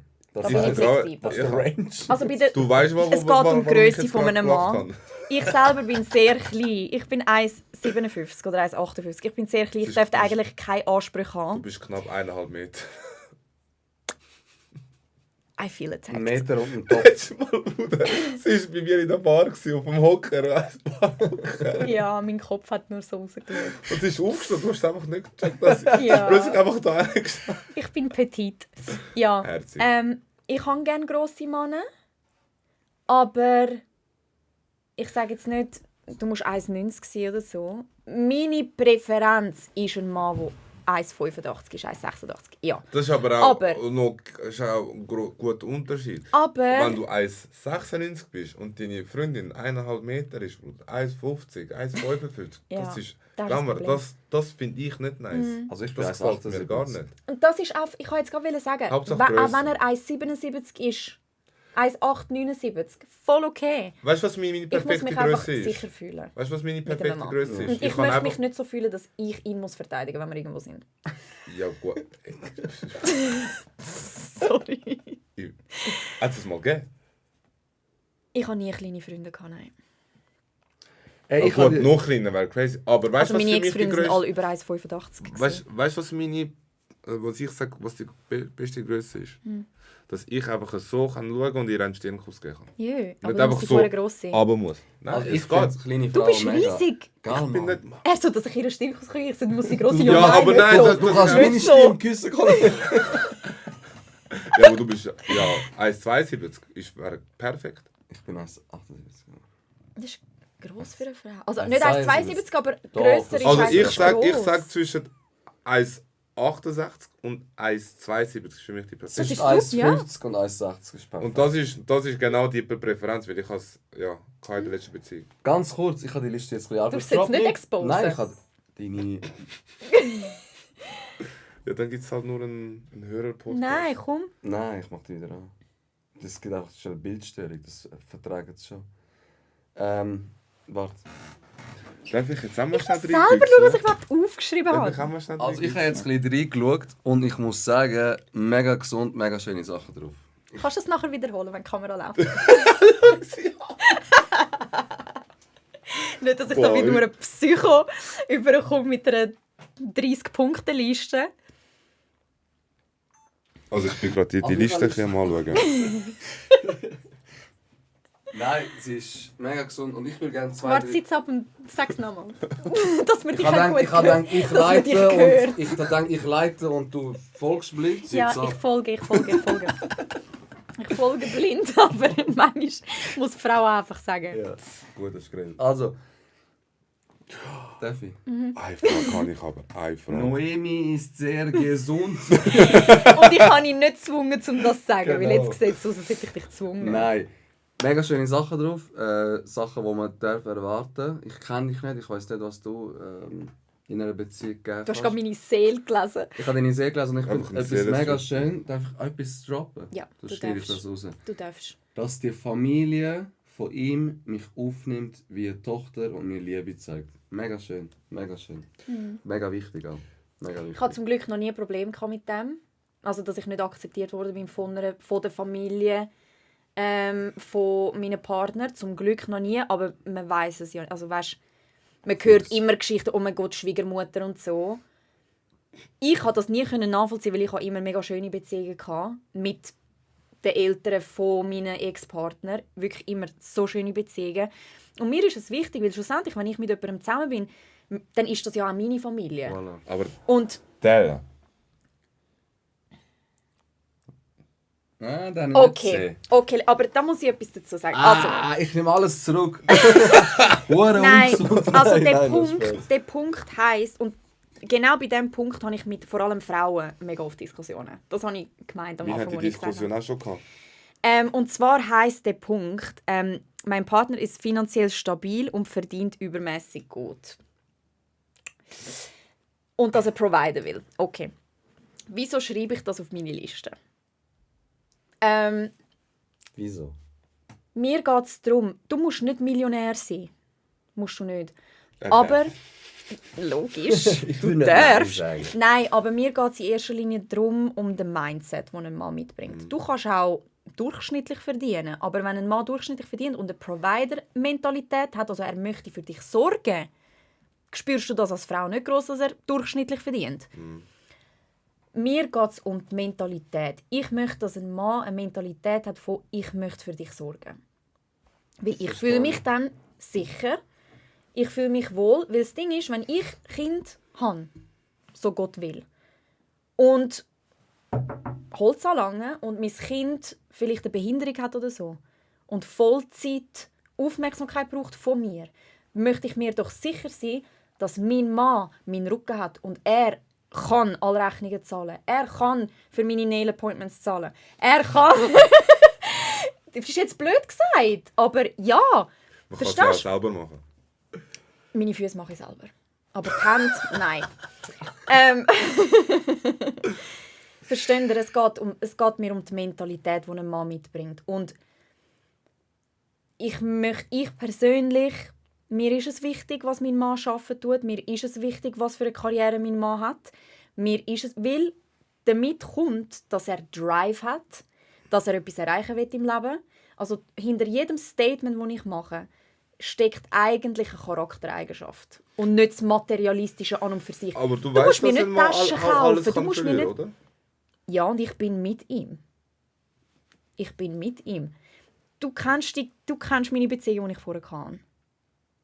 Die 2 Beziehungen, die ich vorher hatte, wo ich im Erwachsenenalter, nicht als Teenager, im Erwachsenenalter, ich habe die Männer kennengelernt, wo sie nicht gross etwas verdient haben. Einer davon hat sogar viel weniger als ich verdient. Aber ich bin jemand, ich bin Steinbock, ich weiß nicht, ob man das merkt, aber ich bin jemand, ich push dich. Ich push dich. Ich will, dass du etwas erreichst in deinem Leben. Ich will, dass du, wenn du einen Traum hast, dass du dich selbstständig machst. Ich helfe dir dabei. 100%. Und ich habe auch Verständnis, wenn du viel arbeiten musst. Ich habe Verständnis, dass du Arbeit reinstecken musst. Wo ist die Liste? Da. Wie gesagt, mit gut verdienen kommen gewisse Charaktereigenschaften mit. Und die finde ich attraktiv. Also ich möchte, möchte einen Mann daten, der Provider-Mentality hat. Alles andere, wenn ein Mann kommt mit 50-50, ich sage nicht, ich zahle nie für etwas. Das sage ich nicht. Aber es ist die Energie, die dahinter steckt, wenn man so etwas erwartet. Verstehe ich? Nein, es ist die Energie, wenn ein Mann sagt, zahlen wir 50-50, was er in dir auslöst. Ja, und das ist einfach unattraktiv. Sorry, ich zahle mega gerne mal für eine Nacht. Ich zahle mega, verstehst du? Ich habe das bis jetzt in meinen Beziehungen auch immer gemacht. Wenn ich gesehen habe, ein Ex von mir hat einen Bus bekommen, und das ist wirklich ein paar Mal passiert, er hat einen Bus bekommen, er ist mega hässig geworden und mega aufgelöst, er hat sich mega aufgeregt, ich habe die Bus einfach gezahlt. Boah, das würde mir aber ablösen. Und habe gesagt, Schatz, alles okay. It's not that deep. Es ist ein 40-Franken-Bus.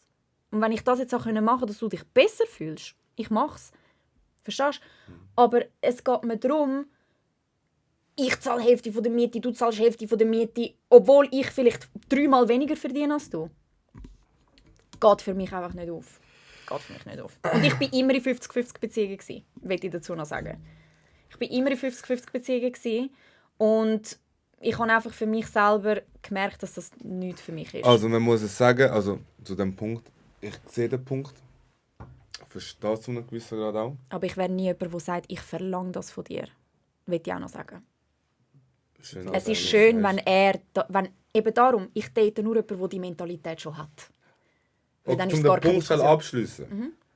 Dann gehst du aber mit ihm unter, wenn er alles wird verlieren. Ja, safe. Okay, Punkt. Punkt, Schön Zitat gesagt. Ende. Safe. Auch etwas sehr Schönes, dann gehen wir weiter. Kann sich entschuldigen, wenn er einen Fehler macht. Super wichtig. Super Ja. wichtig. Auch für Von beiden Frauenwelt, Seiten. bitte, ja. Von beiden Seiten. Kannst du das gut? Mega gut. Du? Ja. Ja? Ja, Wirklich. Also wenn ich einsehe, kann ich.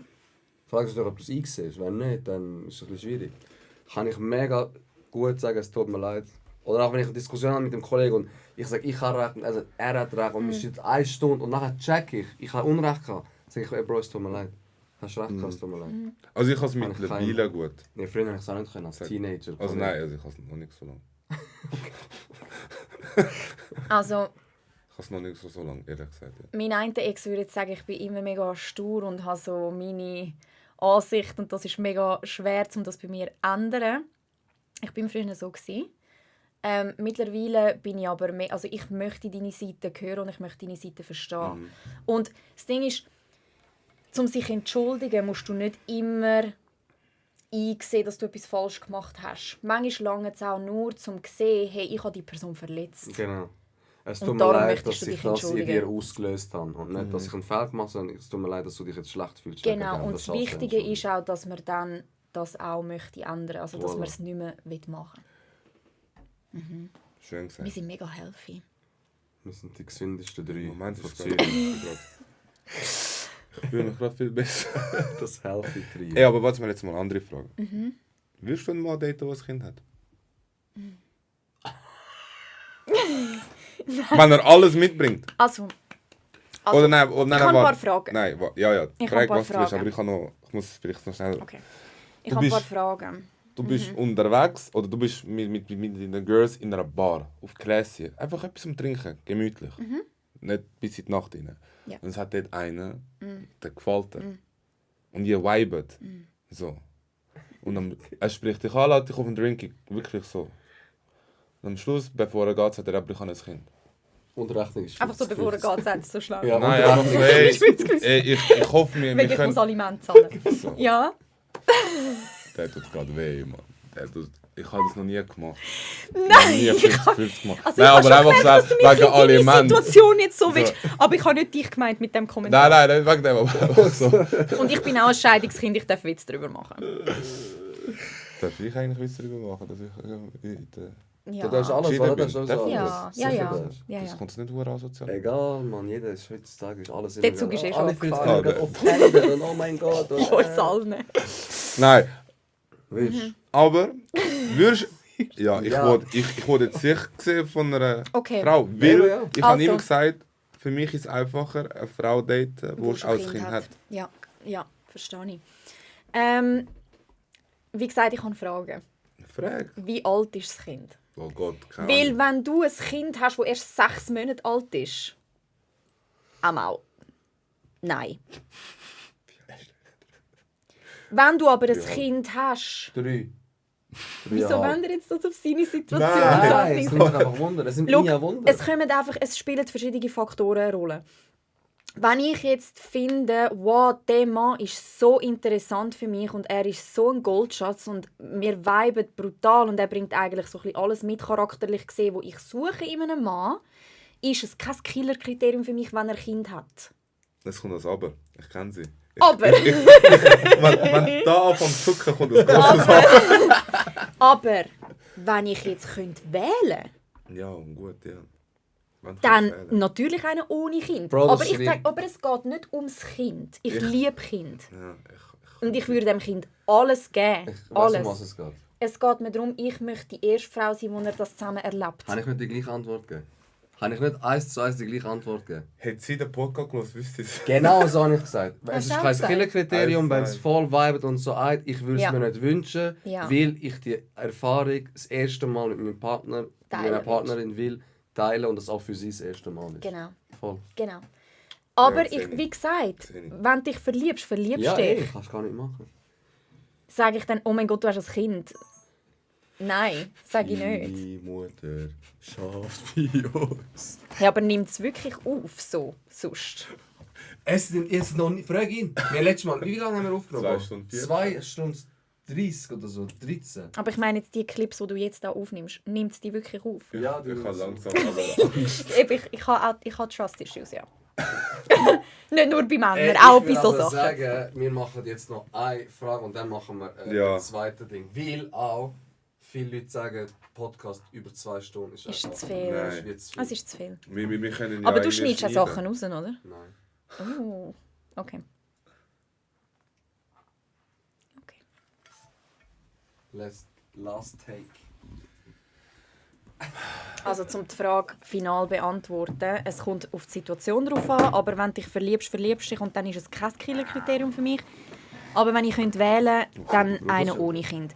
Weil das Ding ist, mega oft bringt das auch Probleme mit der Babymama mit sich. Und ich habe keine Lust auf Drama mit der Babymama. Hey, ihr Englisch ist, du bist ready, hä? Weißt du, was ich sage? Ich sage so, wenn ich in eine Beziehung gehe, will ich so wenig Probleme oder Sachen, die Probleme könnten werden, schon mitnehmen. Weil du hast sowieso Probleme in der Beziehung, weißt du. Und wenn ich von Anfang schon Sachen mitnehme, wo ich weiss, wie das Problem sind, ist das so unnötig und darum lerne ich es nicht. Und du willst, dass es eure Probleme sind Voilà. und nicht, dass es Probleme sind, die von außen dazukommen. Hast du Ja. schon mal eine Frau daten, die ein Kind hat? Nein, einfach mal eine Bank los. Zählt das? Das zählt so etwas von nicht. Das zählt sowas von nicht. Wie ist sie alt? Also, wie alt ist sie? Da fragst du mich Spielt das etwas. eine Rolle? 34. Sicher spielt das eine Rolle? Aber ich war 23. gewesen. Das ist schon fast pädophil. Aber ja, okay. 34 und 23. Das sind 10 Jahre. Wie alt bist du? Du bist 30, jetzt lernst du einen Mann kennen, voll wie du ihn beschrieben hast, 41, ist er ein Pedo dann? Ich bin schon 30. Ich bin eine gestandene Frau. bin Ein 23. Mann mit 23 ist noch ein Kind. In meinen Augen.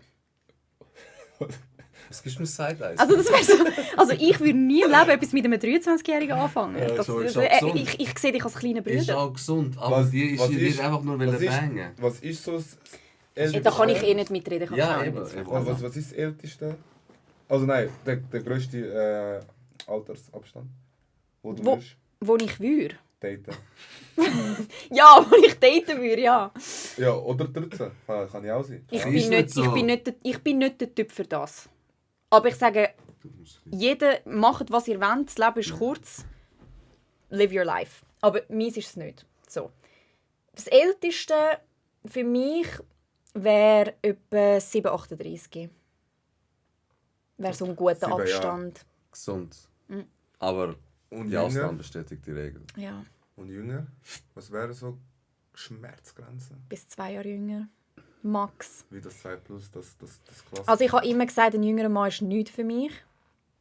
Aber was ich jetzt aus Erfahrung sagen kann, ist, dass das Alter nichts aussagt. Okay, mehr dazu nach dem Podcast. Ja, das halten wir privat. Ja. Aber ja, ich würde sagen 2 Jahre. Okay, Mehr, bei mir habe ich Muttergefühl. verstehe ich. Nein, Das verstehe ich. funktioniert. Verstehe ich. Verstehe ich. Bei mir habe ich wirklich Muttergefühl. Aber zu jung ist auch nicht gut, wie wenn du ein Typ bist und dann datest eine, der so 22 ist oder so. Männer, die sehr, sehr junge Frauen daten, also sagen wir ab 18 darauf, und er ist irgendwie schon 30, das sind Männer, die Frauen formen wollen. Das sind Männer, die Frauen manipulieren wollen und sie so formen wollen, wie sie sie haben wollen. Und das Verhalten, das nennt man Grooming, das ist ganz, ganz schlimm. Und du bist ein Pedo. Danke. Straight to jail. Gesundheit, Adis Mul, sagt man auf Türkisch. Sag's mal auf Türkisch. Ağzına sağlık. Exactly. Blessing to your man. Also wenn ich jetzt mit 27 eine 22-Jährige date. Das ist etwas anderes. Das sind 5 Jahre Das ist etwas Unterschied. anderes, Bro. Ja, aber 22 okay. ist ja in deinen Augen ja noch ein Kind. Es kommt darauf an, es Nicht gibt die aber... Frau, es- der Mann. Okay. Der Mann ist mit 22 noch ein Kind. Frauen mit 22, es gibt sehr, sehr reife... Es gibt auch reife Männer. Aber, In der sagen wir, Regel in der nicht. Regel, ein Mann mit 22 muss nicht in eine Beziehung.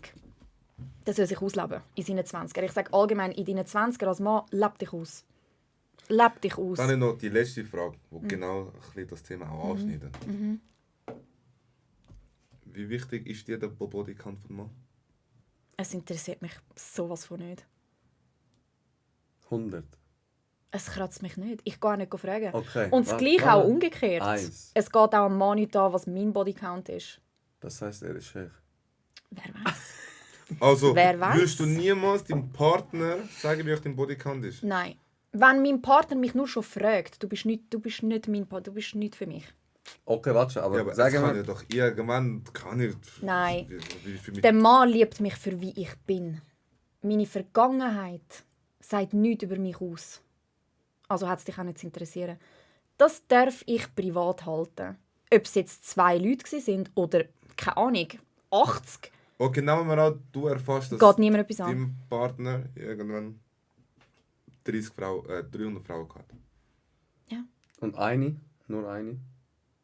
Du, solange es bei uns passt im Bett, Und interessiert es er mich ist nicht. Jungfrau? Das gibt es in meinem Alter Er ist jung, praktisch doch, das nicht. gibt es gibt sogar einen Film. Männlich Ja, 40. wenn sich 40 Jungfrauen sucht oder irgend so So was. etwas. Ja. Ehrlich, sag ehrlich. Ich hätte schon... Also, es ist nicht an und für sich ein Problem, dass er Jungfrau wäre. Aber ich hätte Angst, dass er sich dann später noch ausleben will. Ich glaube, es geht mir um das. Also ich hätte eher keinen Bock, um alles noch beibringen. Oh nein, da habe ich kein Problem. Ihre Attitude. Nein, ich kenne es ist, sie von es ist für, also eben wie gesagt, ich judge niemanden. Wenn du deine Erfahrungen noch nicht gemacht hast, völlig okay. Es ist ja auch schön, dass du das mit mir erleben darfst. Aber wie gesagt, ich hätte Angst, Ja. dass du nachher, wenn du mal einen Taste davon gehabt hast, dass du dann deine Erfahrungen machen willst. Und ich finde es wichtig, dass man seine Erfahrungen macht. Nicht nur für Männer, auch für Frauen. Fix. Es ist mega ein Tabuthema. Bei Männern ist es immer mega okay und bei Frauen nicht. Was noch? Beide müssen Erfahrungen sammeln. Fix, fix, Weil fix, fix, ich fix. als 20-Jährige und ich jetzt als 30-Jährige, das sind Welten. Ich fühle mich so wohl in meinem Körper. Ich weiß, was ich will, ich weiß, was mir gefällt und ich weiß, was mir nicht gefällt. Das würde ich alles nicht wissen, hätte ich meine Erfahrungen nicht gemacht. Aber wie gesagt, der Mann muss mich lieben für mich. Und ich möchte nicht, dass er mich anschaut wie gesagt, ein Objekt, wo da schon keine Ahnung wie viel, was weiß ich was gemacht hat. Genauso interessiert es mich nicht, weil ich liebe dich doch für die Person, wo du jetzt bist. Das sagt für mich null aus, was du vorher gemacht hast. Und wie gesagt, es interessiert mich auch nicht. Was ich nicht weiß, macht mich nicht heiß.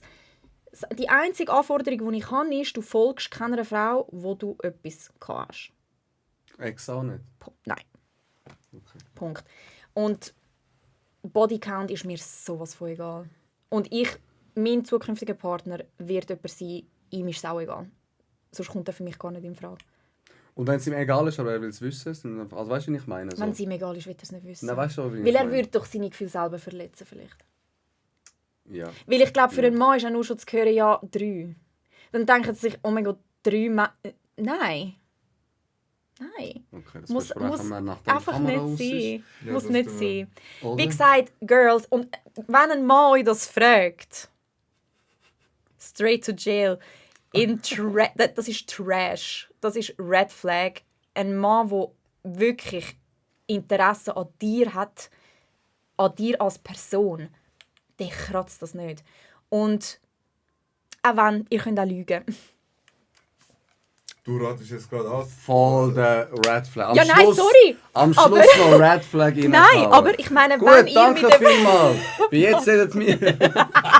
Nein, aber ich meine schlussendlich, ihr wisst nicht, ob sie lügt oder nicht. Also für was fragt ihr überhaupt? Nein, das ist ein riesen Red Flag. Es Der geht um letzte das. Satz von dir ist ein Nein, riesen das- Red Flag. Nein, aber es geht doch um das. Wenn du mich fragst, was ist mein Bodycount, und mein Bodycount ist vielleicht ein bisschen höher, Ja. und ich weiss, das fuckt dich ab, Dann lügst du lieber. Also bist du lieber unehrlich. Dann- Also, soll sie doch einfach sagen, was sie will. Nein, Schlussendlich, weil du nicht... Also erstens mal, es geht dich nicht an. ja, aber da über das sind wir jetzt schon weg. Es geht dich nicht Aber an. eben, es geht dich nicht Ja, an. fix Aber dann. wenn du einen Mann hast, der dich halb zwingt, zum zu sagen, nein, ich will, nachher ist er beleidigt. Ja, aber es Wenn ein Mann... Es ist schon eine Audacity von ihm, dass er dich das überhaupt fragt. Alter, wenn ein Mann dich... Wenn du ihn anlügen musst, oder er das nicht verkraften kann, dann ist er ja sowieso nicht für dich. Also Eben, wenn du dann jetzt ist er einen nicht für Bodycount, wir dich. gehen davon aus, Bodycount 50, du sagst, ist es immer noch besser, wenn du ihm die Wahrheit sagst Wahrheit sagen ist immer besser. und er kann es Immer. nicht handeln, weil dann ist er eh nicht der Richtige für Genau. dich, als wenn du wegen so Kleinigkeiten schon lügen musst. Darum finde Logisch. ich, alles was du heute gesagt hast, wirklich nochmal Asenasalen, gesunde Das ist auch ein blessing to your Witz mouth. gewesen. Aber Es war auch ein Witz gewesen, Lügen aber irgendwie auch nicht. voll nicht. Weil, wie gesagt, nur schon, dass du in so einer Situation bist mit einem Mann und der dich so etwas fragt, das ist für mich schon ein riesen Red Flag und dann will ich eh nichts mehr von dir. Also ich sage halt, ich sage so, dass es mir eigentlich prinzipiell egal ist. So. Solange keine Geschichten rumgehen. Das haben wir ja besprochen. eine hat mir geschrieben wegen dem. Also Sie- Geschichten sie rumgehen. triggert, dass du es gesagt hast. Und ich sowieso, sehr viele Geschichten gehen schnell um. Man weiß nicht, ob die Sachen Wahr wie sind. wahr sind. Und dann habe ich gesagt, warte schnell, wir gehen ja davon aus, dass die wahr sind. Also wir reden ja so, dass Geschichten umgehen, die wahr sind. Wir gehen ja nicht davon aus, ist es gelogen oder nicht. Ja, ja. Oder? Ja. Und dann habe ich es können Ja, aber es abwimmeln. gibt schon viel, also es gibt ja Gerüchte, die rumgehen und das stimmt Gerüchte wirklich. Ja, ist aber stimmen Moment, wirklich Moment, Sachen Moment, alleine Moment, nicht. Moment, Von aber Geschichten. wenn Aber Geschichten Geschichten von wem rumgehen, würdest du dass die sie Sachen hören, dann mega muss ja um jemand ist, sein, dass wo sie du mit... vertraust. Nein, wir gehen davon aus, dass die Geschichten stimmen. So, Wir gehen davon aus, dass Genau. sie stimmen. So, stell dir vor, ich komm zu dir und sage, ey, ich habe da jemanden kennengelernt, du sagst, oh, ich kenne sie, sie ist voll sie ist immer mit dem mal mitgegangen, mit dem. Voilà. So Geschichten. Nicht Gerüchte, wirklich, es Das ist stimmt. so voll Teenager.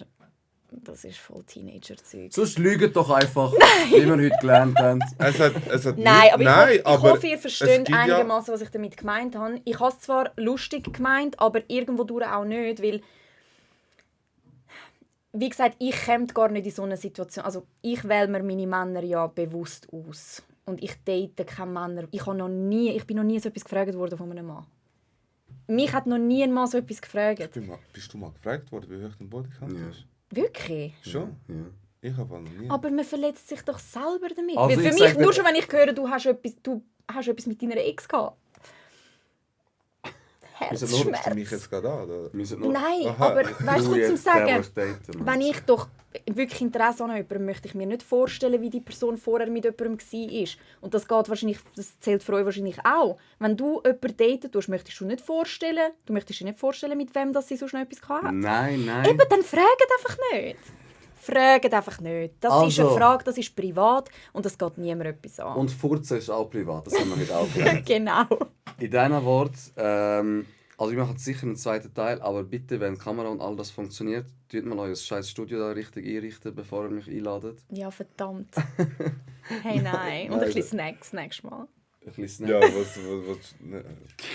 ASMR, Nein, aber ich muss oder sagen, wie er das hat mir ein kleines Osterhäschen geschenkt und das ist herzig, weil heute ist Ostern. Also Ich bin gestern nicht war mal Ostern. gläubig. gewesen. Und Das ich ist habe Ostern. Und das ist schon cute. ich habe dir deine Äpfel schon gebracht. Ich habe selber Kamillentee mitgenommen. Männer, die etwas versprechen und es auch einhalten. Da sind wir. Hey, willst du Ja. noch etwas sagen? Nein, es hat mich mega gefreut, mit euch zu reden. Kommst du nochmal? Wenn ich nochmal eingeladen werde, dann komme ich sicher nochmal, ja. Wir haben noch nicht alle Fragen beantwortet. Wir machen sicher einen zweiten Teil. Ich finde dich auch Okay. mega sympathisch. Aus das mit dem... Nein, aber da möchte ich jetzt auch noch ein Statement Nein, machen. Musst nicht mehr. Ich bin sehr ein ehrlicher Mensch und ich bin sehr direkt. Und ich bin manchmal ein bisschen zu direkt und zu ehrlich.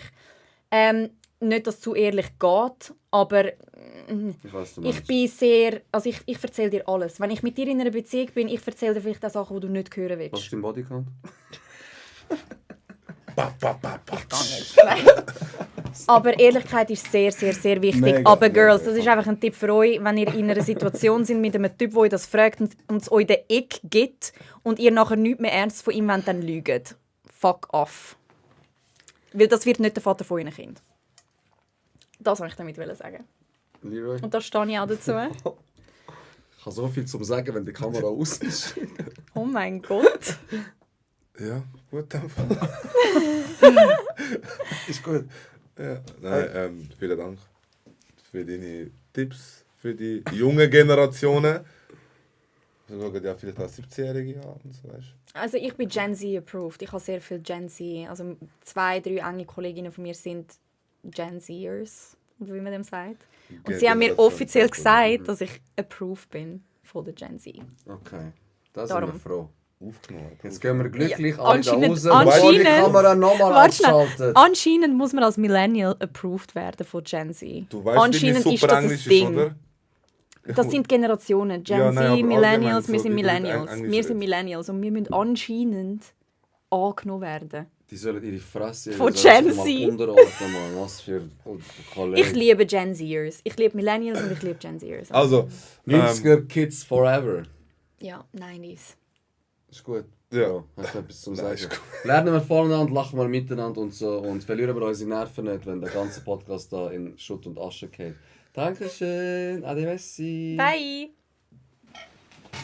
Heute muss ist so dringend aufs WC. also 5-mal Kamera aus, Mikrofon. Bro, Mann. Letztes Mal haben wir es voll den Plausch gehabt, da, ohne Störungen, nichts. Ich bin die Komm, ganze Zeit laden wir nervös. jemanden. Es tut mir mega leid. Nein, wirklich. Es tut mir